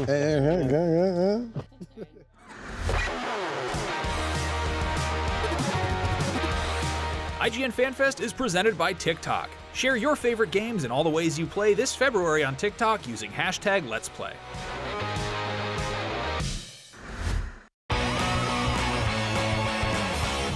So you like IGN, huh? The news, the videos, the guides, and wikis, it's all in your wheelhouse. But do you ever wish there was more? Introducing IGN Plus, a brand new program that's loaded with tons of cool perks and benefits. Sign up for IGN Plus today and you'll unlock free games and in-game content every month, a free subscription to Map Genie Plus, huge discounts for stuff like Dream Gear, Power A, Humble Bundle, the IGN Store, and tons more. IGN Plus is just $29.99 a year for a limited time. You deserve a little extra. And then he leaves it. He's gone. It's like they just cancel each other out. The story starts and ends in those two mid-credit scenes for Venom Let There Be Carnage and Spider-Man No Way Home. I mean, what if people left the theater? Yes, I know a lot of people know to not leave the theater for a Marvel movie, but sometimes people still leave and they don't know that that story happened. And what does this mean for the Sony Spider-Man universe? What is Tom Hardy's future in the MCU? Yes, Venom is in the MCU now because a little symbiote thing stayed on the desk with the guy who played Danny Rojas in Ted Lasso. And honestly, Spider-Man, are you even listening? You can use that Spider-Man swinging filter right now on IGN's Instagram. And in fact, you should follow IGN on all social platforms because we have video game previews, we have celebrity moments, and so much more. So let's swing with Spider-Man and follow IGN. Oh! Have you been stuck on the same quest for just way too long? I just want answers! IGN strategy guides and interactive maps are here to help. IGN guides are trusted by millions, easy to use, and of course, free. You can even track your progress with handy checklists if you go for 100% just like we do. We're gonna be going over some sensitive material. IGN has the very best, most complete, and accurate guides for God of War Ragnarok, The Witcher 3, Pokemon Scarlet and Violet, Genshin Impact, Elden Ring, and so much more. I will require some time to process this information. Every guide is tested and verified for you by experts. Just search for IGN.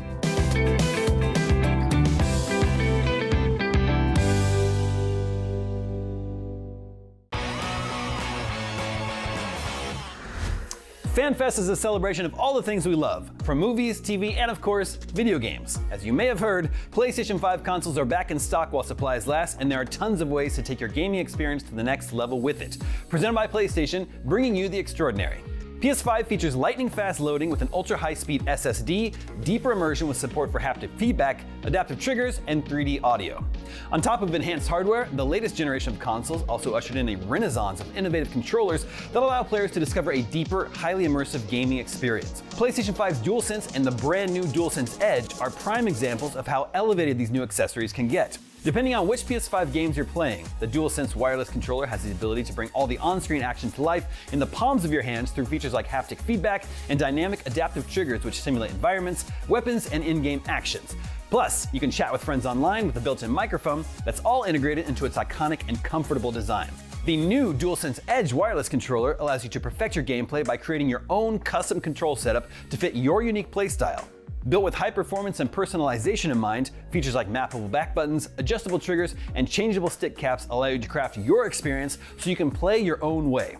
Fans looking to get even more immersed in their favorite games can look forward to PSVR 2 launching on February 22nd. Escape into new worlds that feel, look, and sound real as virtual reality gaming takes a huge generational leap forward through features like 4K HDR visuals, headset feedback, eye tracking, 3D audio, and highly intuitive controls. Pair that with a Pulse 3D headset and you'll be able to create a deeply immersive experience with cutting-edge performance.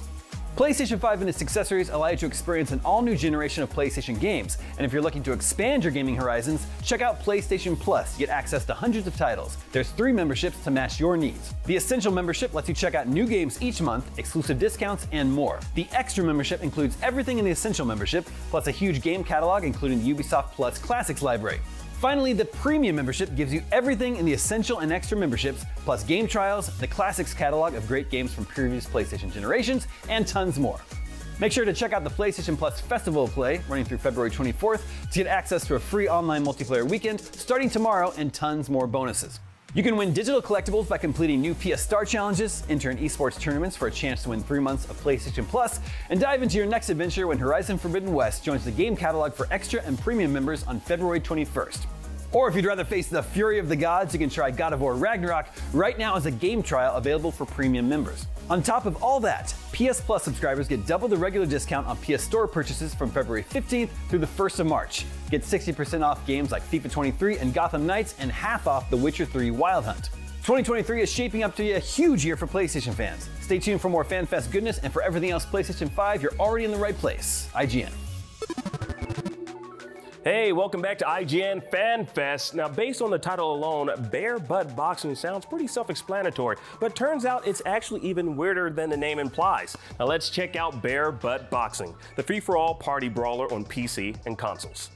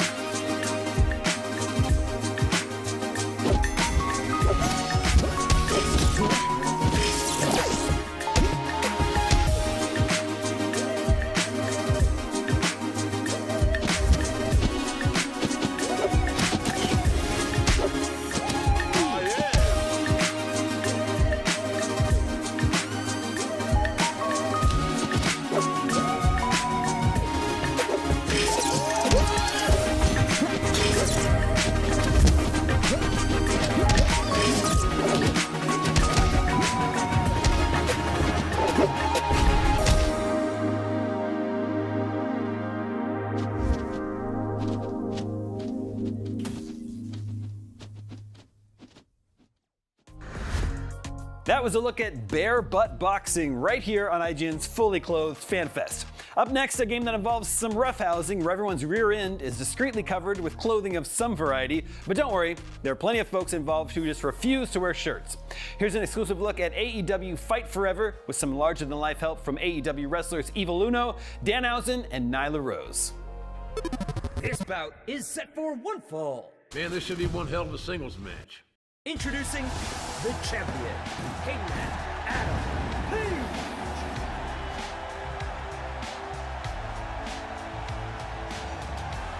Introducing the challenger, the American Dragon, Bryan Danielson.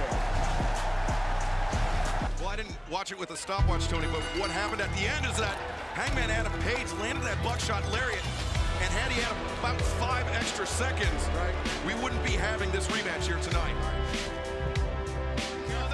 Oh, he cracked and burned.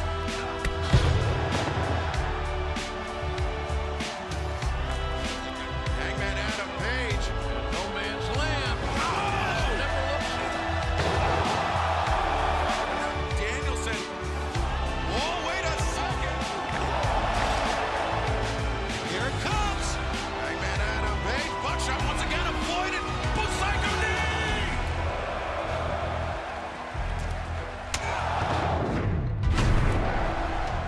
Fighting their asses up. Oh, backdrop driver! Danielson's avoided two previous times. Not this time out. Guts and cradle, guts and all. Yes! And the champion retains. What a hell of a contest. What's up, everyone? I'm Mitchell Saltzman, and I am about to be joined by three very special guests to talk all about AEW.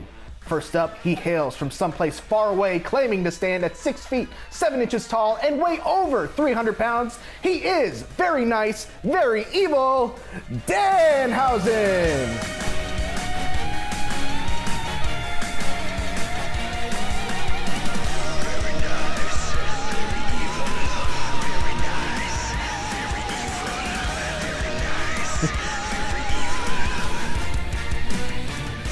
And now from Washington, D.C., the native beast, Nyla Rose. You can't have the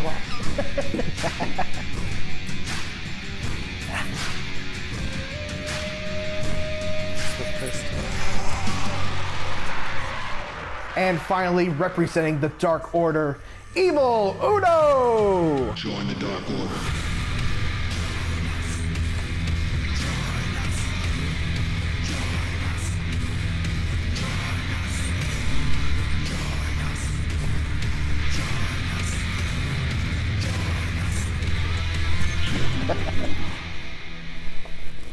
So obviously AEW is getting their first video game in AEW Fight Forever. I got to play a little bit of it at Gamescom last year, and as someone who really grew up on those old N64 wrestling games, I had a great time with it, but I wanted to turn it over to you all and get your thoughts on it. Uno, how are you feeling about the game as we get closer to launch? I'm actually very happy with it. I was also at Gamescom, and I had an extensive time with it because I was at the booth. And so every moment that we weren't actually doing interviews, I was playing the video game. And I've played some of the build after since then, and it's very reminiscent of the old N64 engine games that everyone knows about. You know, when I popped into it, there was a tutorial. I never read a single word, and I instantly knew the buttons. Like, left bumper felt natural. It had to be the block on move, and it was. Right bumper was on strikes. Everything that felt it felt perfect to what I had played on the N64, and it just seems like the type of game that you can just pick up and play and have a ton of fun with. For sure. There's even the thing where you hold down the block button when you're on the ground and getting up, and you can kind of like kneeling stance. Yeah, you take that kneeling stance and do like a little clothesline. It's awesome. Yeah, they have the tackle shoulder shrug as well. If you've played a lot of those games, that's all in there. All right, well, you guys are here on IGN. We do video games. You guys do wrestling, and there are times when those two worlds collide in some non-traditional wrestling games. So we wanted to play a little bit of a game. I've got a series of clips from a bunch of games that feature some takes on pro wrestling, and we're gonna have you react to them and make up your own score from 1 to 10 based on really whatever you want. You guys can decide the criteria. You don't have to go on the IGN scale. Just, you know, you guys can just do whatever you want. So yeah, let's roll the first clip. Judas Effect. Yes, Judas Effect. Into a wall. And that is, of course, from Yakuza 0. Okay. Let's start with Danhausen. What are you giving Yakuza 0 here? 6 7/8. Okay. There was no groin punching. So I didn't think it was quite effective. I thought it was okay. I should have picked another Yakuza clip because there's definitely some groin punching in that game. Wow. Plenty of it. Perhaps next time. What you got, Nyla? With the fact of how bonkers that sequence was. Judas Effect, highly effective right out the gate. Yep. Follow that up with a German suplex into a brick wall, you know, damaging the occipital lobe, then into kind of like a pancake slam on the concrete. I'm gonna give that 5. Holy S's. Whoa. That's a halo over some poop. Those are ships. Yes. So 5 holy S's. Only 3 with wings though. Only 3 with, because they look like Dracula wings. Yeah. I'm not an artist. Got it. I And see, Uno, I what see. did you get? Well, your whole preamble was exactly what mine was going to be. So I went with "Don't do this to me" out of 10. The Judas effect is a pointed elbow to the jaw, and I would never want to take a German suplex in a ring, let alone against the wall. So, way to go, Yakuza. All right, You scare me. It's only gonna get crazier from there. So let's check out the second clip. So that's like a judo throw Into a back body suplex. drop. Belly to back Okay. hold, Okay. belly Into to a back German. hold. Good. I can't. Uno's even probably keep not up. gonna like it because it's another German suplex. There's a power bomb, big Oh, swing. yeah. This, by the way, can make you tap out. Yes. Yes. You know this. Yes. It's been established Okay. recently. Okay. All right, Uno, let's start with you this time. Okay, so I reviewed the footage, and there's a lot in there. We've got a belly back hold, we've got a German hold, we've got a power bomb. But most effective of all was that better than Claudio's big swing out of 10. Dang, he does a pretty good big swing. So He does, but not nearly as good as King, it would seem. I like the release on it. Yeah. But yes, for all of that, big fan of the power bomb, as you know. For those who may not be familiar, we have a wrestler on our roster, Serpentico, bane of my existence. I just loved how that was all put together. I'm gonna give this a "someone please do this to Serpentico" out of 10. Oh, I'd like Dang, to I think- also vote for that Yes. while we're at it. I think we got a question about Serpentico later on, so a little tease to that. I gave it 4 Bart Simpson spikes out of 5. This looks like Lester. I thought it was pretty good. So 4 out of 5. Wow. Bart Simpson's hair spikes. All right, let's move on to clip number 3. Def Jam, choice. Fight for New York. Now, the life bar says magic, but don't be fooled. That's actually Busta Rhymes. That's what I was thinking. Oh man, if you hadn't said it, I would have. All right, let's start with you, Uno. I'm very curious what you're writing there. Well, you want us to review wrestling movies, and I think we have a more pressing thing to talk about. I'm pretty certain that guy died when his head hit the cement on that first move. Everything else afterwards, offensive. That's a corpse you're swinging. Perfectly good corpse. Oh yeah. Waste. And if he didn't, he definitely got an infection shortly thereafter from Yes. the pizza stain on that greasy box. I just went some Killer Instinct because that's what Busta Rhymes, Mr. The Rhymes, showed when he threw him groin first on the eyeballs on the greasy pizza stain with an ultra. I think we should remake this game with Eddie Kingston in it. You know what? Yeah. Absolutely. Yeah. 100%. I think he'd be the champion. I think you got a pitch there. So right now on IGN, we're saying Def Jam remake with Eddie Kingston. Great boy from New York. Yes. Slim J too. From Let's Yonkers. put Slim J in. All right, well, that was fun. I feel like we got a bunch of Wikipedia entries for Bryan Danielson. We got a pitch for a new Def Jam game. But this is called FanFest, and we had some fans send in some questions. We were wondering if you guys could answer them. Crusher Mania 1592 says, for all, what wrestling game would you consider a huge impact of your childhood and teen years? Oh, I played so much No Mercy 64 when I was young, and then eventually got a imported N64 so I could play Virtual Pro Wrestling 2, and that's the one I've been playing better part of 20 years now. Very, very big part of my childhood and my adulthood as well. For me, I think we talked about this briefly, but Power Move Pro Wrestling on the PS1. Not little low key out there, but that was my kind of go-to for a while, and then eventually the No Mercies and things like that. But yeah, my little group of friends, we stayed on the wrestling games. Danhausen? Yeah, I think lots and lots of No Mercy with pizza. You know? You do some pizza, you do some No Mercies. That's a pretty good time. Some Smash Bros. 64 maybe? Yeah, that's not a wrestling game now. Yeah, but what kind of No Mercy party is it without Smash Bros? GoldenEye too. Yeah. Gotta go. Danhausen, I always pictured you as a Simpson wrestling guy. I heard it was terrible. I never It is played bad. it. It's very bad. Never played it. Hit and Run, on the other hand, that's Very good. Oh, game. great Hit and wrestling Run. game. Let's just talk about Hit and Run. Remake, This is what Hit and remaining Run. of the time. Simpsons Hit and Run, great wrestling game. That's my number one. There we go. Yeah. This is something I'm very curious about. At Runaway Rabbit asks, Danhausen, what is your favorite part of the Ratatouille game for the PlayStation 2? The bonus games afterwards. It's like slides. You have to do slides, you have to jump to the next slide, you have to make sure you're jumping over obstacles. It is wonderful. And this is the world that you want to live in as an NPC. Yeah, there's like cupcakes and everything is a different type of level. Some's dessert level, some is spaghetti, some is soup. But it is a great time. Go out, get yourself a PS2 and get Ratatouille for the system. All right. Well, we got one more question from Peter Jam at Illustrious Pete, who writes, besides Kenny Omega, has any other talent given input during Fight Forever's development? The AEW roster is full of big-time gamers, and your input would be super valuable. So I know Kenny Omega is in the lead position for creative decisions on this game, and he's been very hands-on. Early on, when we knew about the project, he sat down with a lot of us on the roster. Yeah. I had several meetings with him, and he had taken down what I thought the game should be, what kind of stuff from newer games should we try to abolish from the systems. We had pretty heavy discussions on stamina bar systems and so on and so forth. Obviously, that was early on. It would be kind of silly to do it more recently. You don't want to switch a game this late in, but he definitely did ask for opinions early on.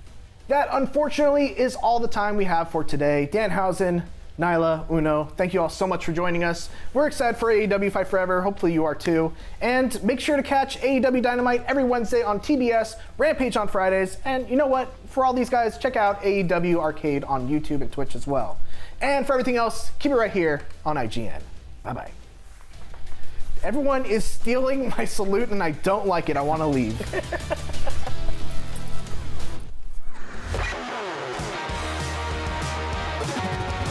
IGN FanFest is brought to you by PlayStation 5, bringing you the extraordinary.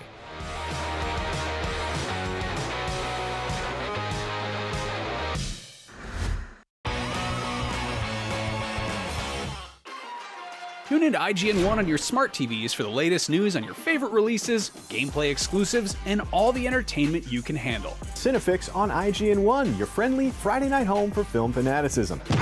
You're watching The Weekly Fix, ready to fill you in on anything you may have missed in the world of gaming and entertainment. Welcome to Should I Play This? This is what to watch here on IGN 1.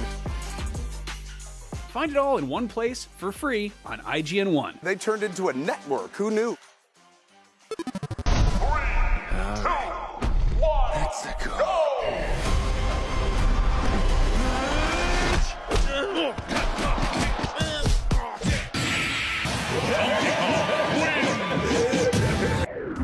Wow, I can't wait to see Seth Rogen as Donkey Kong. And there's tons more where that came from, so follow IGN on all social channels. We got video game previews, we got celebrity moments, and so much more. So come on, follow IGN.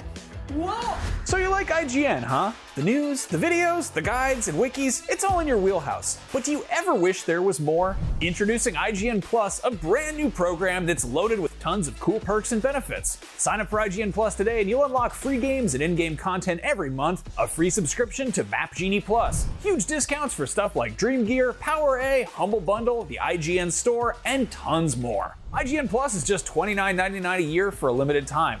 You deserve a little extra.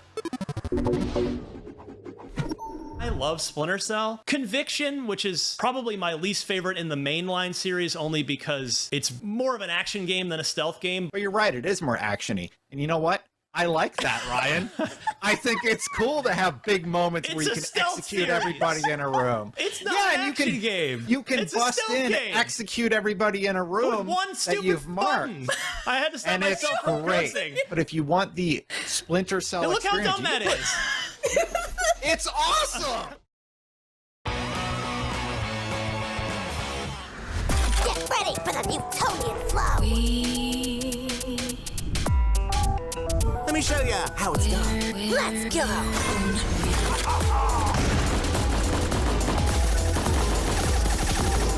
Whoa, that's pretty trippy. Now we're talking. Turn it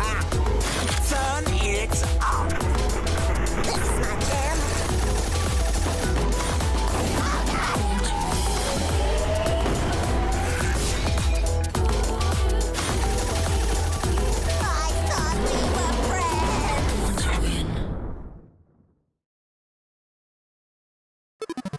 Hey, welcome back. Now, this is IGN FanFest, a celebration of all things gaming, entertainment, and you, the fans. Now, remember, we're giving away a ton of free game codes in the chat over the course of the show, so keep your eyes peeled and you might snag one.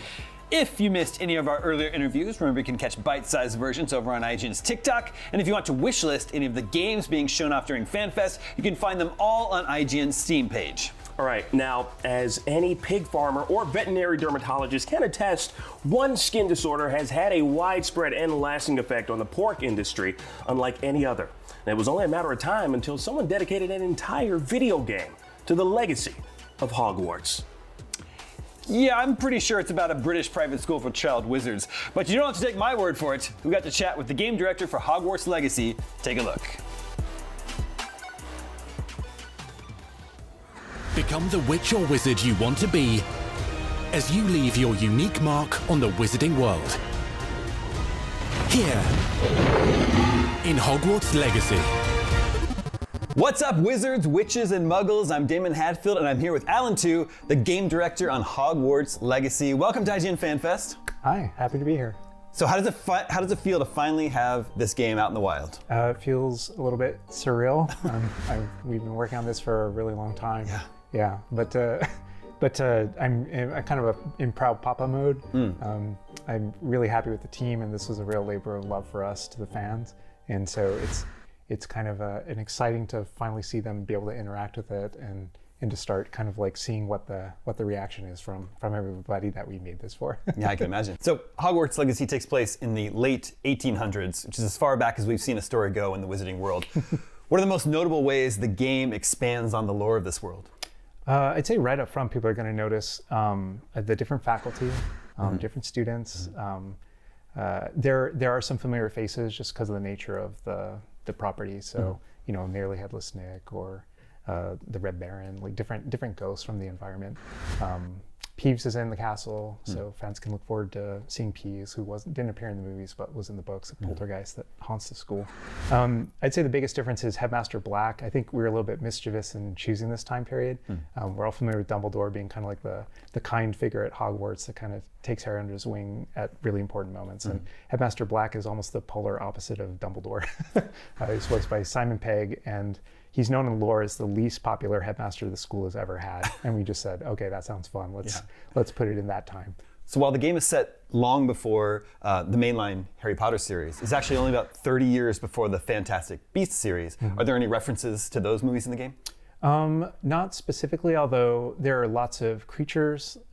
Like basically the different ways that those movies expanded lore, we tried to embrace all those elements because anything that we could do to kind of create touch points of authenticity, but then also be able to interact with things that you've seen in any of the work in the wizarding world was something that we wholeheartedly embraced. Well, since this is FanFest, we sent out some owls, and they've brought back a few questions from our audience. Starting off with a question from Jartasm. In the game, you kill countless people and creatures. How are you still a good guy? I think, like other video games, there's a little bit of suspension of disbelief. We're really keen to make sure that who the bad guys are definitely feel like the bad guys, and they're the only ones that, you know, you're engaging with combat in. We obviously venture into like unforgivable curses, and for us it was just important for that to feel a little bit different. So there are things that kind of soften the blow of combat in our game, you know, like the way that bodies kind of wisp away or that type of thing. But they kind of fit within what fans will know from other games. But I think with Unforgivable Curses in particular, it was really important for us to make sure that fans could dabble with it, that they could experiment with what that meant, and then they're handled with a lot of care in the quest structure, just to make sure that the gravity of them and the feeling of them felt correct according to the world. So I think whatever you experience maybe fits within the normal range of games, but when you dabble into the Unforgivable Curses, we try to make sure that the world was reflecting back the way you would expect it to, given the gravity of those spells. Sure. And Del Treasure asks, what is your favorite area in the game? I really adore the common rooms. Some of them have never been seen before.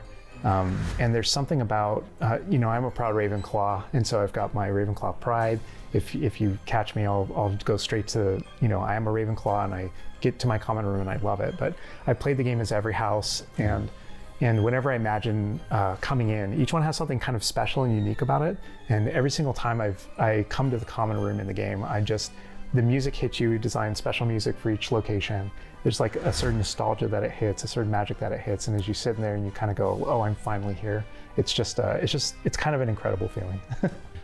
So, players in Hogwarts Legacy each get their very own room of requirement to do with as they will. As you shared with us a look at yours, we've been digging through it and we'd like to ask you a little bit about it. Okay. So in my room of requirement, I wound up discovering the importance of lights, if you're going with a dark setting, but also the power of lights. So even though the daylight stuff is very naturally, intuitively likable, I love being able to highlight different things with the lamps in the setup. And coming in, I really wanted like a big centerpiece that would kind of catch your eye, which is the unicorn right up front. And then as I go along, you'll see on the right side, I tried to set up sort of like a gaming corner. That's more of a vibe place. Here we've got the desk of description, which is how you identify different kind of unknown gear throughout the course of the game. You'll keep coming back to the room of requirement in order to figure out exactly what the gear that you've earned in the game does. But I wanted that to feel like a real study area. In the loom area, I wanted a real kind of, that's where you're kind of tweaking your gear. So I wanted kind of like this fashion thing. I've got the little, I don't know what they're called, the little thing that kind of like hides you privacy, and the panels, and then the mannequins. And then this was sort of my lounge area where everything's just kind of chill, and you can see the animating portraits on the walls that I put up. And all that was just to kind of like vibe out. There are different vivariums that will unlock over the course of the game that you wind up bringing your magical creatures to. Well, it seems like there's a real incredible attention to detail. How much of the space is customizable, and how do players go about, filling that space? Yeah, the space, like the floors, the walls, all those have different kind of presets that are immediately accessible. So you can change the ceiling, change the lighting in the room, and get a different look right away. And then all of the objects inside of it that you can hang on the walls, the banners, the carpeting, and the different objects that you see inside of it can all be scaled and placed and put wherever you want. In the game, we have, I think in development, we refer to them as recipes, conjuration recipes, but I think in the game, they're forward-facing as spellcrafts. Those are things that you earn a few different ways.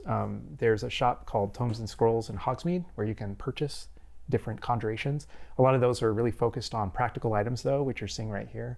These are the different planter tables where you're growing different seeds for magical plants that can be used either as potion ingredients or even in combat.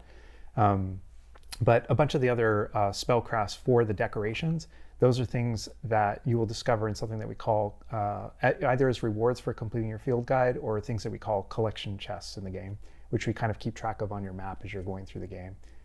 There are a few different types of collections too. It's kind of a nice tip for everybody that not all the collection chests are tracked. There are a few conjurations that you can find in each of the vivariums. I think each of the vivariums are hiding 3 collection chests in each of them. And then there's also a kind of special event out in the Highlands where you can track these kind of magical butterflies through the environment that also lead to conjuration chests. But I feel like that's useful for folks to know because we track everything but those. Interesting. Yeah. Well, I think we're seeing a lot of craftable and consumable potions in there. What would you say is the best way to optimize the room of requirement for use as a resource during gameplay? Yeah, I feel like that varies a little bit. This one you'll see like a little bit between aesthetic and usage, but I've got all the plants, which many of them feed into the potions on the right. And a lot of that is just kind of, we have small planter tables, we've got medium planters, and we've got large planters, and different seeds fit in different things. But mostly there's a limit to the number you can have, and then the players can earn enough money to kind of buy planter tables of different sizes. So to begin with, you might have one just with like 3, but they can get up to sizes of 5 for small planter tables. And then that's just an increasing cost. So it's kind of up to gamers how they want to approach it. If they really just kind of want to ramp up their production quickly, they can go with the increasing sized ones, or if they're a little bit like me, I save and just go straight for the big planter tables. Like you're providing some real pro tips here. Yeah. Like straight from the game director.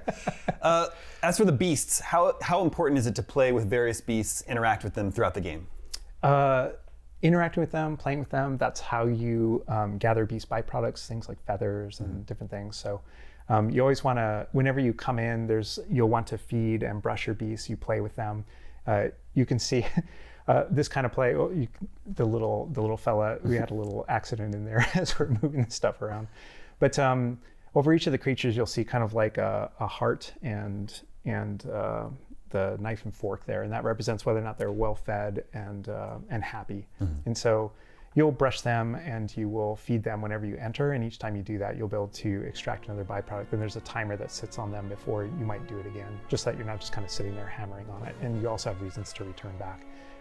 But yeah, that simple task of just kind of brushing and feeding is how you wind up getting the resources you need to feed into the loom.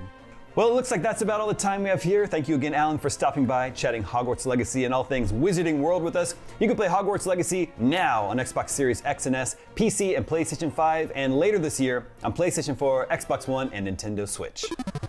Wow. Now that was Hogwarts Legacy, available right now on PC and consoles. Now up next, we've got some brand spanking new trailers from some hot new games. Now I could describe them to you, but what's the fun in that? It's called spoilers. Just roll the trailers, please. Go ahead, go.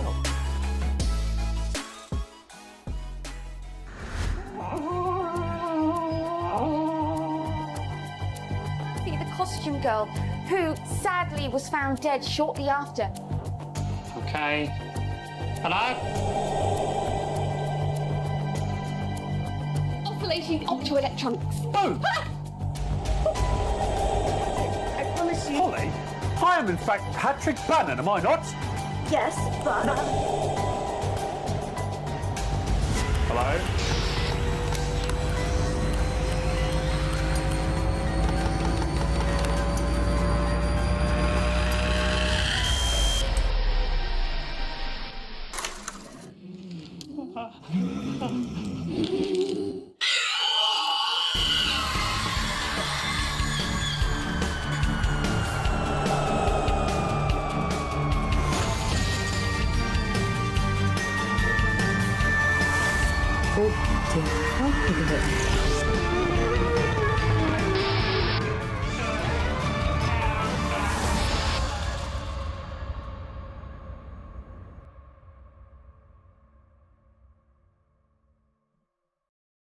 Oh, you're awake.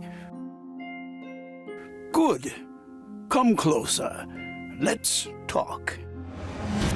My name is Greybones, and you have reached the Nexus, the last safe haven of our world, thanks to the light of the Vita tree.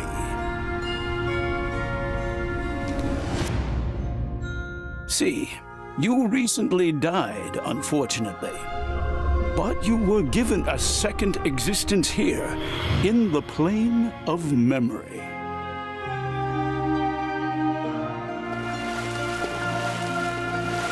The plane for millennia has been like a paradise for all its inhabitants. But that changed recently.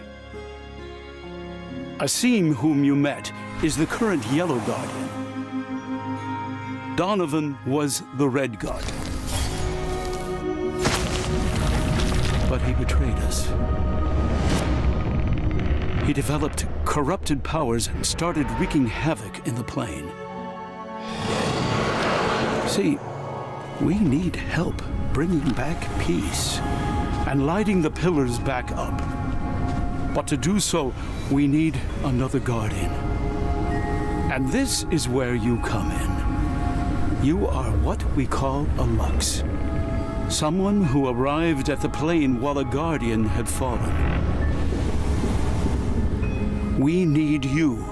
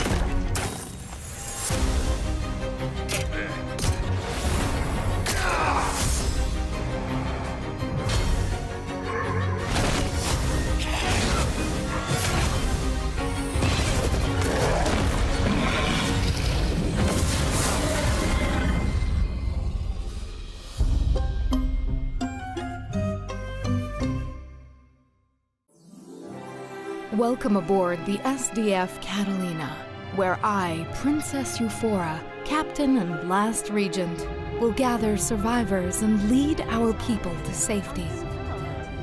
Pursued by a relentless enemy with no place to call home, our only option is escape. There's much to be done, and we need your help. To rebuild, we need resources, teamwork, and bravery. Our engineers see to the repairs, and our scientists to the wounded. On a journey fraught with peril, sometimes a captain must make difficult decisions. This starship is just like its people, in need of care, ever-growing, and capable of overcoming anything. For where there is life, there is hope.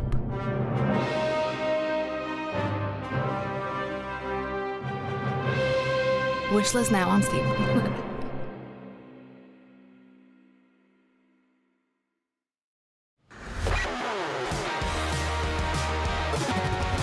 IGN FanFest is brought to you by PlayStation 5, bringing you the extraordinary.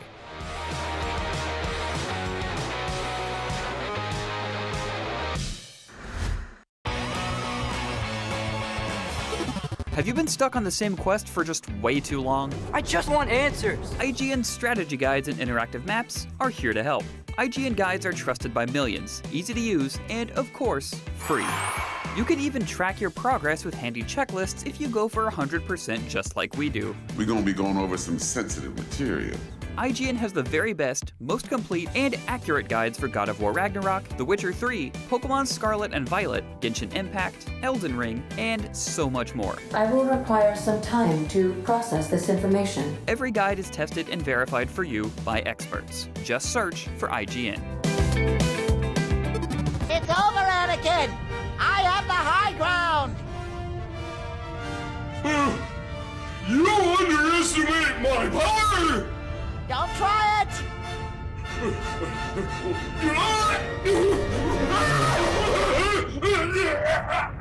Ow! What the? And that's why we don't play in lava. You were the chosen one! Wow, I love SpongeBob, and there's so much more where that came from, so follow IGN on all social channels. We've got video game previews, we've got celebrity moments, and so much more. So come on, what are you doing? Let's follow them.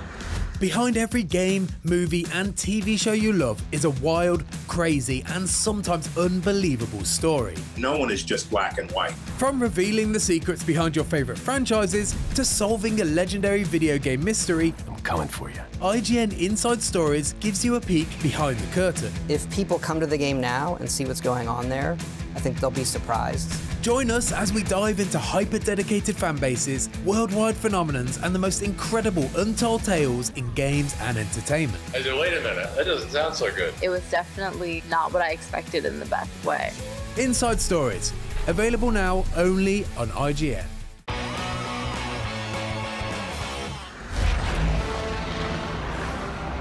Where's play, Summers? Sorry, keep it waiting, boys.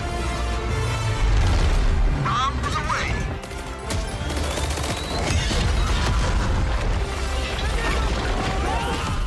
Relic Entertainment has been hard at work developing Company of Heroes 3 with a keen attention to what the Company of Heroes community has enjoyed about the series in the past, while also innovating the real-time strategy genre with dynamic new elements.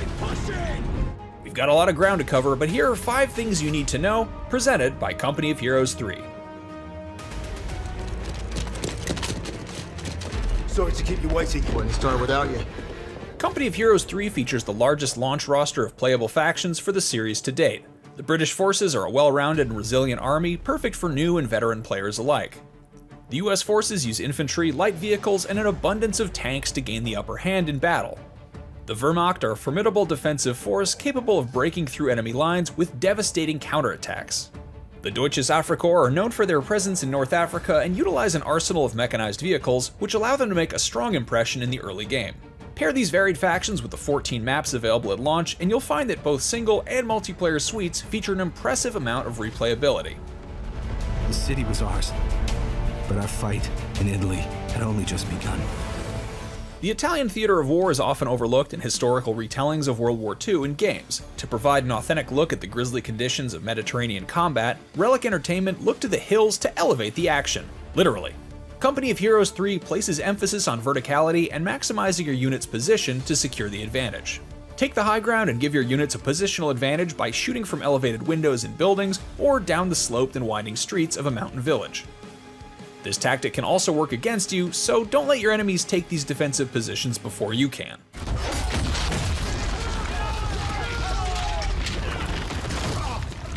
Company of Heroes 3 features enhanced fidelity of structures, environments, and armies, which is a fancy way of saying they blow up real good. Buildings are affected dynamically based on the amount of damage they receive from armored vehicles and artillery. Rubble from demolished and damaged buildings can crush nearby units as it crumbles to the ground, while ruins of buildings can potentially be used as cover by infantry. The all-new dynamic campaign map layer complements the traditional boots-on-the-ground gameplay with a macro overview of the wider scope of battle. This is where long-term planning and strategizing is key as you work to position your forces and military assets as optimally as possible while still maintaining supply lines and defending your armies from the counterattacks of the enemy. Nearby assets and reinforcements on the campaign map will be available to be called on during campaign missions, or you can use them directly on the campaign map to soften the enemy's hold on a given area. You can experience everything this mode has to offer in the Italian single-player campaign mode.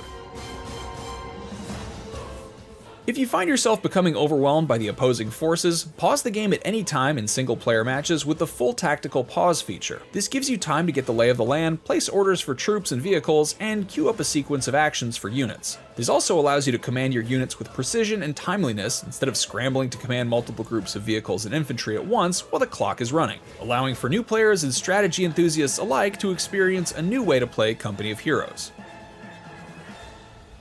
This is just the tip of the spear. Whether you're a longtime fan or an RTS grunt ready for war, Company of Heroes 3 offers players historic accuracy and challenging, yet rewarding gameplay. Step into the general's shoes for yourself when Company of Heroes 3 comes out February 23rd on PlayStation 5, Xbox Series consoles, and PC. For more on Company of Heroes 3, check out our IGN first looks at the new mod tools being included with the game at launch, or how to master the use of tactical pause, and for everything else gaming, keep it right here on IGN.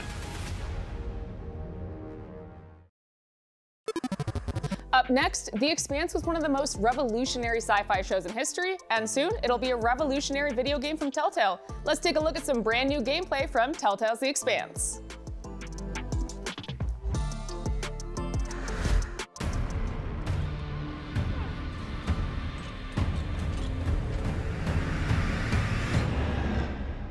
We have a new target. What is it this time, El Dorado? The Fountain of Youth? Let me guess. The Falcon Horde of Venus? The UNN Urshanabi. Cap believes there's something valuable on board. Something special. Do we want to invite that kind of attention? We'll be fine. In and out. No games. I'll monitor any data you send back, and I'll be here to patch anyone up, should it come to that. What happened? Unexploded charge, I think. Pirates must have left it behind. Pashang, you didn't scan first? Commanders, this is Private Ensign Takabi. The pirates have asked me to report the following. All crew members have been killed or captured. The pirates do not wish to kill anyone else. If you open the gate now and allow them to complete their search, no more lives will be lost. If you do not comply... Oh God, no. Please don't. Drummer, his suit is punctured and losing pressure. You need to release the vault and patch him now or he could die. Belay that. That vault has O2, fuel. We can't afford to lose it. Where are you going to go, Kamina? Anywhere but here. With anyone but you. Hate me all you want. You are many things, Beltalowda. But you are not a traitor.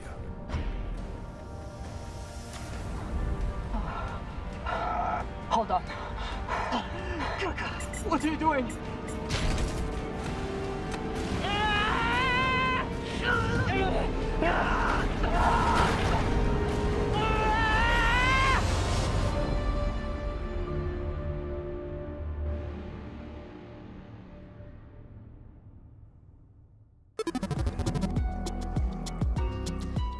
That was gameplay from Company of Heroes 3 and The Expanse. Earlier today, we showed you the first trailer from the next season of Netflix's Shadow and Bone, and now it's time to talk to the stars of the show. Take it away. Are you willing to sacrifice that which is most precious to you?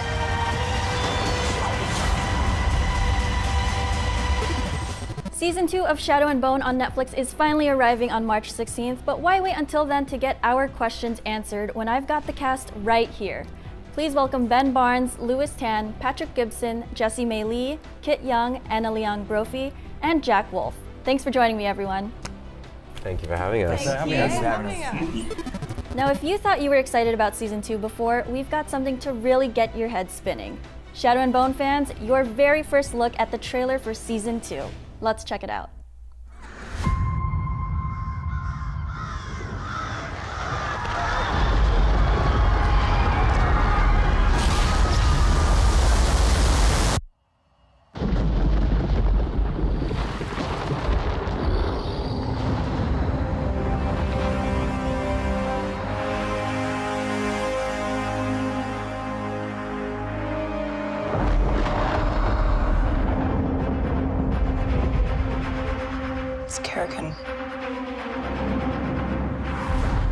The Darkling has created an unkillable army made of shadow. Kerrigan damned this country into darkness. I have to destroy him. So good. You are Relena Starkov. We help us tear down the fold. Well, you couldn't do it with one amplifier. I need the power of all three. We must find Firebird and the Sea Whip. Take their power. Finish what you started. You with me? Always. Adventure. Danger. Now you're speaking my language. What nightmare have we gotten ourselves into? I didn't realize you were patriots. Well, if you die, we don't get paid. I promised that you and I would change the world. That is never going to happen. I'll destroy the only thing you have left. It is magic. You will not know what price it demands until it is too late. Are you willing to sacrifice that which is most precious to you?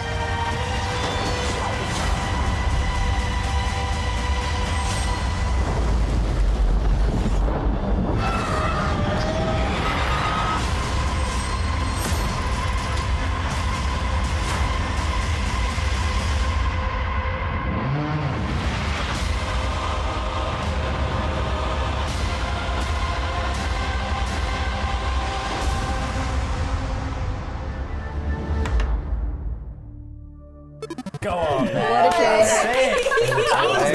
So much action. So let's just get into it and talk about it. But first off, my question watching that is, Ben, why does Netflix want to keep tearing up your face? First on The Punisher, Yeah. now on this. What's up with that? I think I just have one of those scratchable, punchable faces. Maybe, I don't know. I'm entering my Taylor Swift revenge era. I think that's what's happening in this trailer. The end of Season 1 sees Alina sever her connection with the Darkling, but the Season 2 trailer suggests that that may not be the case.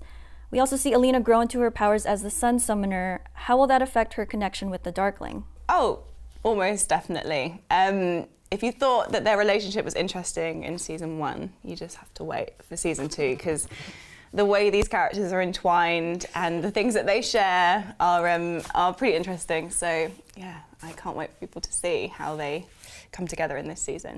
It's interesting because when you read the books, they have this connection to each other that is almost sort of telekinetic or something. And But I think that's quite difficult to sort of represent in a show. So we had to sort of find these clever ways to work around, you know, continuing their connection and their relationship.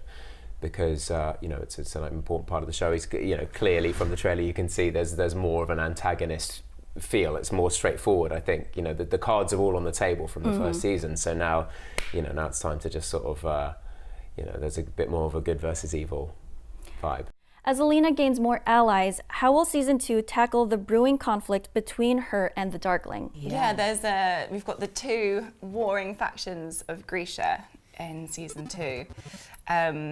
And there's some nice little touches that I really enjoyed. The whole world of the show, I think, is getting a lot larger. We're seeing a lot more of Lee Bardugo's Grishaverse this time around, so stay tuned.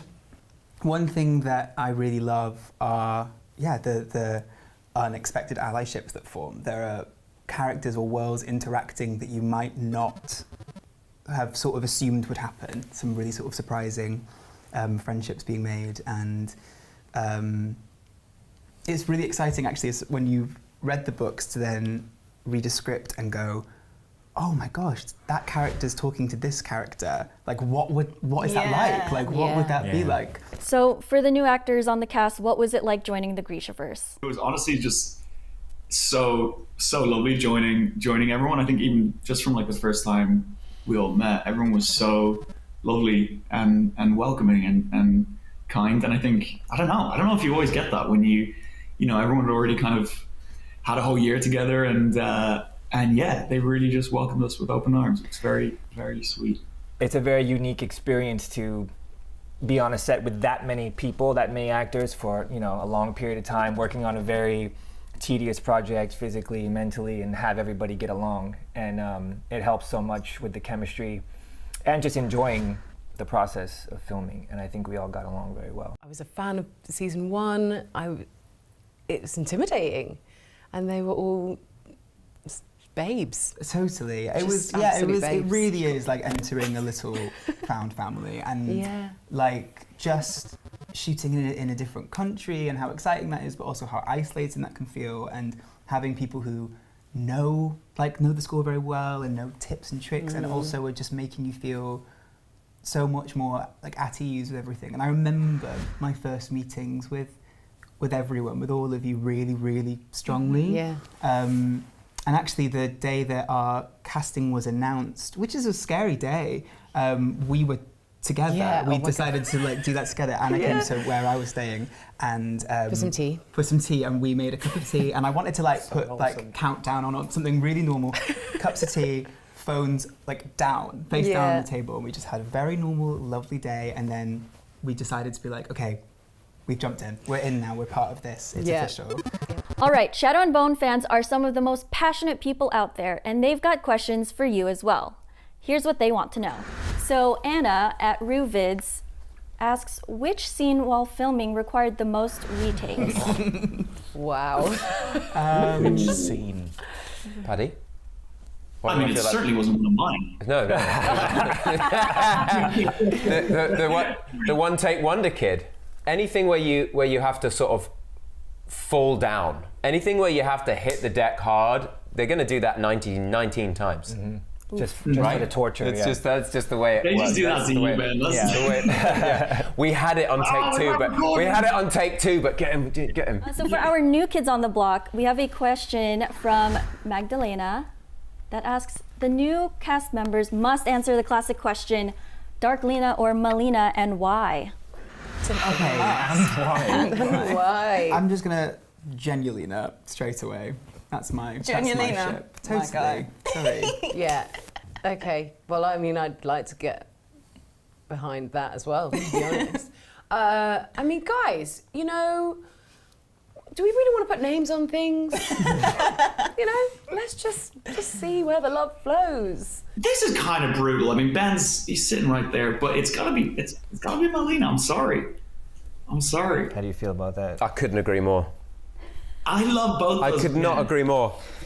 Even though Ben and I color coordinated today, and I'm really happy with this outcome. No, come on. I have to go Melina. I have to, mate. That's my team. That's my squad. I've got cape and everything. Last question Yes. on our post asking for fan questions. Your castmate Freddie demands, actually, that you guy. can finally ask Yeah. everyone why I'm their favorite castmate and why. I don't give in to demands. It's just true, isn't it? Yeah. No comment. Yeah. Yeah. That's between me and him. It's quite a touchy subject, actually. Yeah, we just spend most of our time, like, you know, we're all like family, friends, you know, we all love each other. But we're That's the really party just line. vying for Freddie's attention the whole time. 100%. And he likes it when we get on, so we have to put up this front. I love Freddie. I know this is supposed to be a joke question, but I got nothing. I love the man. I don't know what to say. He's my favorite because he reminds me of a warm cup of cocoa on a cold day. When I need a hug and a hand to hold, and Ben's not around, I'll go and find Freddie. So what you're saying is, he's your second favorite. Yeah, I mean that's what you're saying. That was a terrible answer. That's what you're too. saying is he's your second You thought favorite. my answer was bad. And we have to accept. I'm sorry, we've run out of time. Around, We've run out of time. We have to accept your first answer, which is that I am your favorite. So that's. Thank you so much for watching. You indirectly Thank just you said so much that for Ben was watching. your favorite. I'm sorry, Freddie, I'm messing up. I want to thank Lewis and Paddy and Yeah, thank Jesse you, and Ben. Kit and Thank Anna you very much. and Jack. Thank you, IGN FanFest. And just thank you for making me your favorite. Thank you. He's right. That is all the time we have today. But I want to once again thank Ben Barnes, Lewis Tan, Patrick Gibson, Jessie May Lee, Kit Young, Anna Leong Brophy, and Jack Wolf for joining us. Thank you, guys. Don't forget to tune in. Thank you. You can see more of the Grishaverse when Season 2 of Shadow and Bone premieres on Netflix on March 16th. IGN FanFest is presented by Company of Heroes 3, available February 23rd on PC.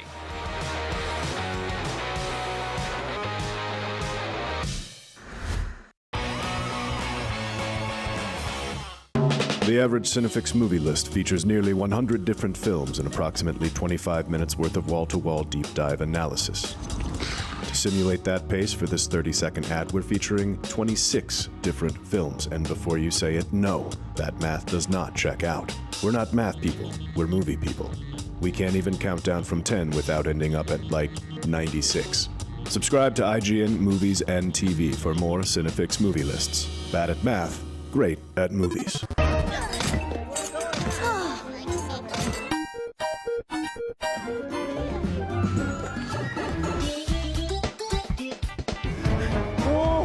Okay.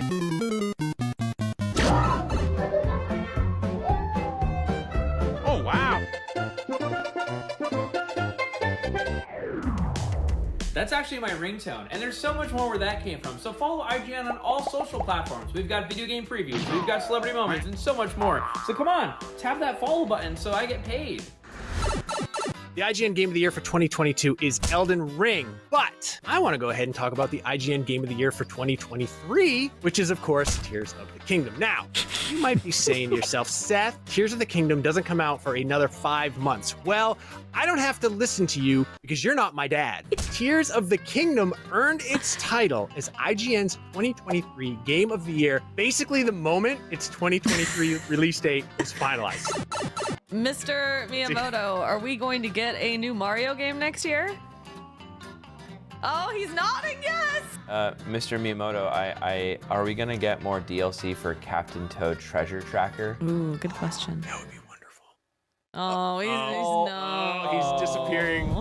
Don't miss out on the chaos. Every Thursday, we get together to talk about all things Nintendo. Tune in and be part of the NBC family.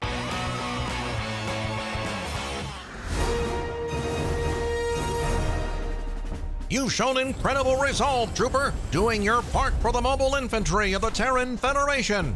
But it's time to take the next step and join the elite in the Deep Space Vanguard. Will you rain death from above as an assault unit? Provide additional cover and suppressing fire as a heavy infantry? Or support troopers with medical aid and critical resources? Whatever your strengths, the Deep Space Vanguard is the place for you. Once your boot's on the ground, the infestation will feel relentless. We'll need you to gather resources and establish footholds so we can take back colonies for the Federation. Let's get to work, Trooper. We need some defenses here.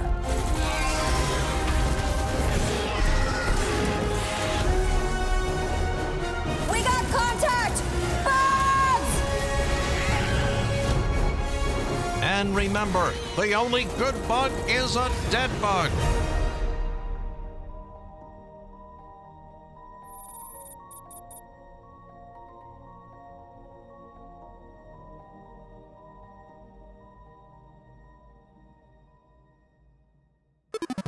Up next, The Ark is a bold new space survival show coming to Sci-Fi. Let's sit down with the folks behind it to see how it all came together. Everybody that was in charge of running this ship is dead. It all falls to us now. Welcome back to IGN FanFest. Sci-Fi's latest original series deals with deep space travel, interplanetary colonization, and the small matter of the survival of the entire human species. So here to talk about their new show, The Ark, showrunners and executive producers Dean Devlin, Jonathan Glasner, and from the cast, Christy Burke, Richard Fleischman, and Reese Ritchie. Guys, thanks so much for being here. Thanks for having us. Thanks. One of the things that struck me about the show is you guys have very cool looking spacesuits from a production design perspective. What can you talk about some of the inspirations? Because there's been so many spacesuits, frankly, in all of science fiction. So this is inspired by one that's actually being developed at MIT. It grabs onto every artery of your body so it can control your blood flow, and it tightens up. And then the helmets, we wanted to do something where the helmets had the oxygen tank as part of the helmet instead of the standard one on the back, because we wanted to keep the thing on the back for moving around for EVAs. Got it. Cool. And in terms of, it's got to be one of the perks of being an actor. At some point, you just have to be stoked about, like, isn't it fun that I get to wear a spacesuit all day? On a daily basis. Yeah. We're just like, is this real? We get to put spacesuits on and walk through doors. I go, And then, I mean, in terms of just, I don't know if you guys are gamers or anything, or movies or anything. Like, in terms of, are you? Like, okay, then where do these suits rank for you then? It's super cool, you know. It's and to know that a lot of our tech is from original, like, real life sources, because a lot of these sci-fi things they're completely pie in the sky. But what's really cool about what Jonathan and Dean have done is they've linked it into something that's actually tangible and real, and just kind of notched it up a little bit. We're 100 years in the future. So we haven't, a lot of shows are like 2,000, 3,000 years ahead. So this is kind of, it's cool when you watch it, you feel like it's somewhere we could perhaps go to. And, Right. Yeah. Now, Dean and Jonathan, you guys obviously you're no stranger to the genre sci-fi. What is it about the tropes that you get to play with in a show like this that you really love? Tropes. Big word. What tropes? I don't think we have tropes in the standard space show way, because we don't have tricorders, we don't have, you know, laser weapons or any kind of fancy weapons at all. It's all based more, it's a little bit more like Mars, the movie Mars, or it's a little more based in reality. Yeah. But we get to play with all the fun of, you know, sucking people out into space and, you know, those kinds of tropes. Yeah. No, it's really cool. And we have sliding doors as well. Oh yeah, that's a trope. Whenever we walk through the sliding doors, we're like making noise. I just love the doors, man. You're I guess when you're a kid and you're watching these things that we all fall in love with, yeah, everybody you know, doors are never as exciting in real life. They just open and they don't make a noise. You see them on the telly, it's like, right. And then when that's actually happening, and you're doing that like a first fight sequence, or you're doing or some cool thing, you know, flying some space shuttle or something, and the noises and the lights and stuff. It's just like you're living bucket list things. You know, when you're prepping a show like this, you know, you're dealing with all of the realities of doing a television show and dealing with your budget, and so it's kind of very like intense. And then you suddenly walk onto the set and you're 12 years old again.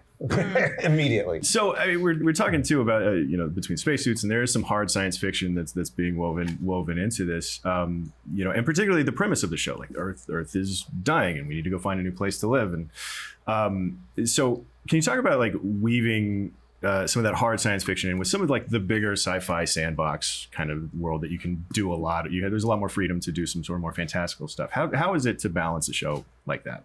Well, I think that's the fun of science fiction, is you can talk about issues that maybe you can't talk to your uncle about over dinner, but you can discuss this episode. You know, I met my uncle. I grew up, a fan of the original Star Trek. And, that the original Star Trek was about the Vietnam War. It was about race relations, but it never, but they never said it. Yeah. So suddenly people who couldn't agree on anything could have these discussions. So for us, we're able to tap into certain issues, certain things going on, and discuss it in a way where it's not so hot button, where people suddenly can have a discussion over it. Yeah. Everybody's got all the secrets, and you're slowly revealing who's telling lies to who and why and all this stuff. How much of that did you know from the start? How much of it did you want to know? Do you want to know other people's secrets? How much of it was playing like that? This is actually quite cool, because we were all sort of taken into the room by Dean to tell you a bit of information about your character that only you can know. Don't tell anyone. Absolutely do not tell anyone, which has never happened to me on any job before. And it's quite obviously hugely informative as an actor in your own character, but then to have those secrets and keep them the way we did, and then have it revealed to everyone tell each other. thing. That was really cool. And also to be in the wouldn't car tell on the way each- back from each- set and each have other. your like colleagues go like, I think that I think X, I Y, Z, know you know, your and it's like, I'm saying nothing. secret. Yeah, it was Yeah. cool. It's really that's cool. great. That's great. So how long do you see this show going? And also, if I can just, I guess this is the part of the interview where I pitch you an ending to your own show. Is there a version of this show where they don't make it? Like, is that the type of sci-fi kind of thing that you, like, in terms of like using science fiction to make statements that aren't necessarily explicit, right? Like, Well, is that something you would be interested in? I would say to you that this, and this may give away where we ultimately get to, but we're optimists. And there is a trend now of super dark and super edgy shows. And I get it. They're very compelling and fun to watch, but it's not what I'm really interested in. And I think Jonathan and I share this, in that this show is really about the triumph of human spirit. That, look, we just watched the world go through a giant pandemic, and it brought out a lot of conflict, but it also brought out the best of people. And I think ultimately we triumph over our conflicts. And that's what this show is all about. Fun to play it that way? Yeah. Absolutely. I mean, the thing is, when you've got guys like Jonathan and Dean in the driving seat, we can all just take a back seat, and the experience in this genre, particularly that these two bring to the table, it's just a real privilege for us to be in a position to kind of be part of the show. And that's certainly how I felt getting on board. Okay, let's not kill his character. Yeah. Did I get away with it? Yes. Oh, I thought you were gonna kill him. He lives. The other two, you're still on the block. Okay. Well, so The Arc is airing right now Wednesday nights on Sci-Fi. We're 3 episodes into the season as of right now, and you guys brought a clip from the next episode of the show. So let's take a look at the clip, and we'll come back and we'll chat about it for a second.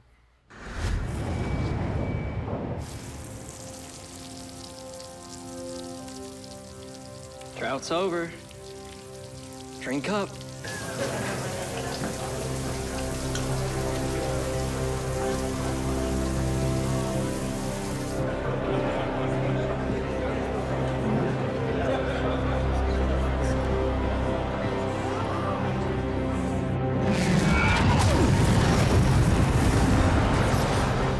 Good news, that was the sound of our engines coming back online.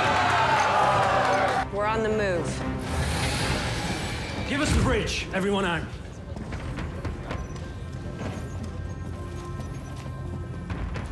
What's this about?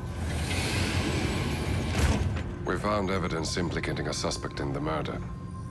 Well, who is it?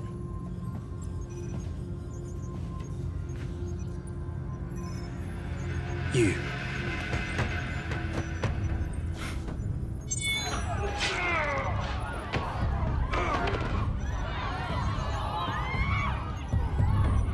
I don't know what this is. Bullshit. Jasper saw you kill a man. You know what that does? It gives you motive in his murder. Yeah, well, it must be fake. That's not me. I have no choice, Lieutenant. I'm putting you under house arrest. Felix, that's not me in the video. I didn't kill anyone. So it's obviously, this is an example of what we were sort of talking about earlier, about the water crisis has been ended, but then like, here we go into the next thing, right? Yeah, I mean, I think the interesting part of a show like this is that it's a pressure cooker. And, to some degree, the ship in itself is a microcosm of our whole world, but everything is intensified. So every suspicion is a bigger suspicion. Every secret is a bigger secret. And then when real secrets come out, they're under so much pressure to deal with that while trying to stay alive. Right. It's not really a bathroom break kind of show. It's not like you can't really go, I'll come back and fight. I'll just make a cup of coffee and come back. It's like it's going 100 miles an hour the whole time, you know, which is it's a thrill, and it's kind of it's quite a lot to deal with. There's a ton of humor in there as well, though. There's a lot of light relief, which is real fun. Well, thanks again for being here, and congratulations on the show. That's all the time we have today, but I want to thank once again Dean Devlin, Jonathan Glassner, Christy Burke, Richard Fleischman, and Reese Ritchie. Be sure to check out The Arc, which airs every Wednesday at 10/9 Central on Sci-Fi, streaming the next day on Peacock. And stick around IGN for more FanFest. Well, that just about wraps us up on day one of IGN FanFest 2023. We hope you had a ton of fun hanging out with us today. But the party doesn't stop here, because tomorrow brings a whole new day of IGN FanFest, and you won't want to miss it. Tomorrow we've got more games, including Diablo 4, Redfall, and Lies of P, as well as interviews with some of the key players behind huge movies and shows like Scream 6, Cocaine Bear, Star Trek Picard, and Dungeons & Dragons Honor Among Thieves. That's an incredible lineup, and if you can't wait for it, we've got some great stuff to keep you busy until then. Head over to IGN's Steam page and add some of the games we showed off to your wish list. You can also swing by the IGN store and grab a t-shirt, or sign up for IGN Rewards for exclusive offers and free video game codes. And as always, you can keep up with IGN on Twitter, Instagram, Facebook, YouTube, and over on our TikTok, you can find quick recaps on everything you saw at day one of FanFest. So from all of us here at IGN, thank you so much for watching FanFest Day 1. We'll see you tomorrow.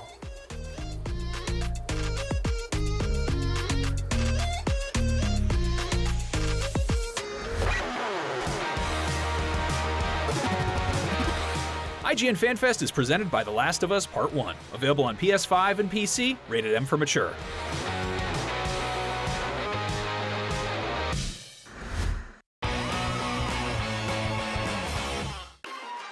Tune into IGN 1 on your smart TVs for the latest news on your favorite releases, gameplay exclusives, and all the entertainment you can handle. Cinefix on IGN 1, your friendly Friday night home for film fanaticism. You're watching The Weekly Fix, ready to fill you in on anything you may have missed in the world of gaming and entertainment. Welcome to Should I Play This? This is what to watch here on IGN 1. Find it all in one place for free on IGN 1. They turned into a network. Who knew? This is cool. It looks really appetizing, and I want to eat it. I'm sorry. It looks like a toffee apple or something. I mean, can we afford to give it to her? No, I won't eat it. That's crazy. Just the rest of my audience is so hard to hear. Wow, I love Karen Gillan. She's amazing as Nebula, and you know there's so much more where that came from. So follow IGN on every social platform. We've got video game previews, we've got celebrity moments, and so much more. So come on, let's hit the follow button, or else I'll get fired.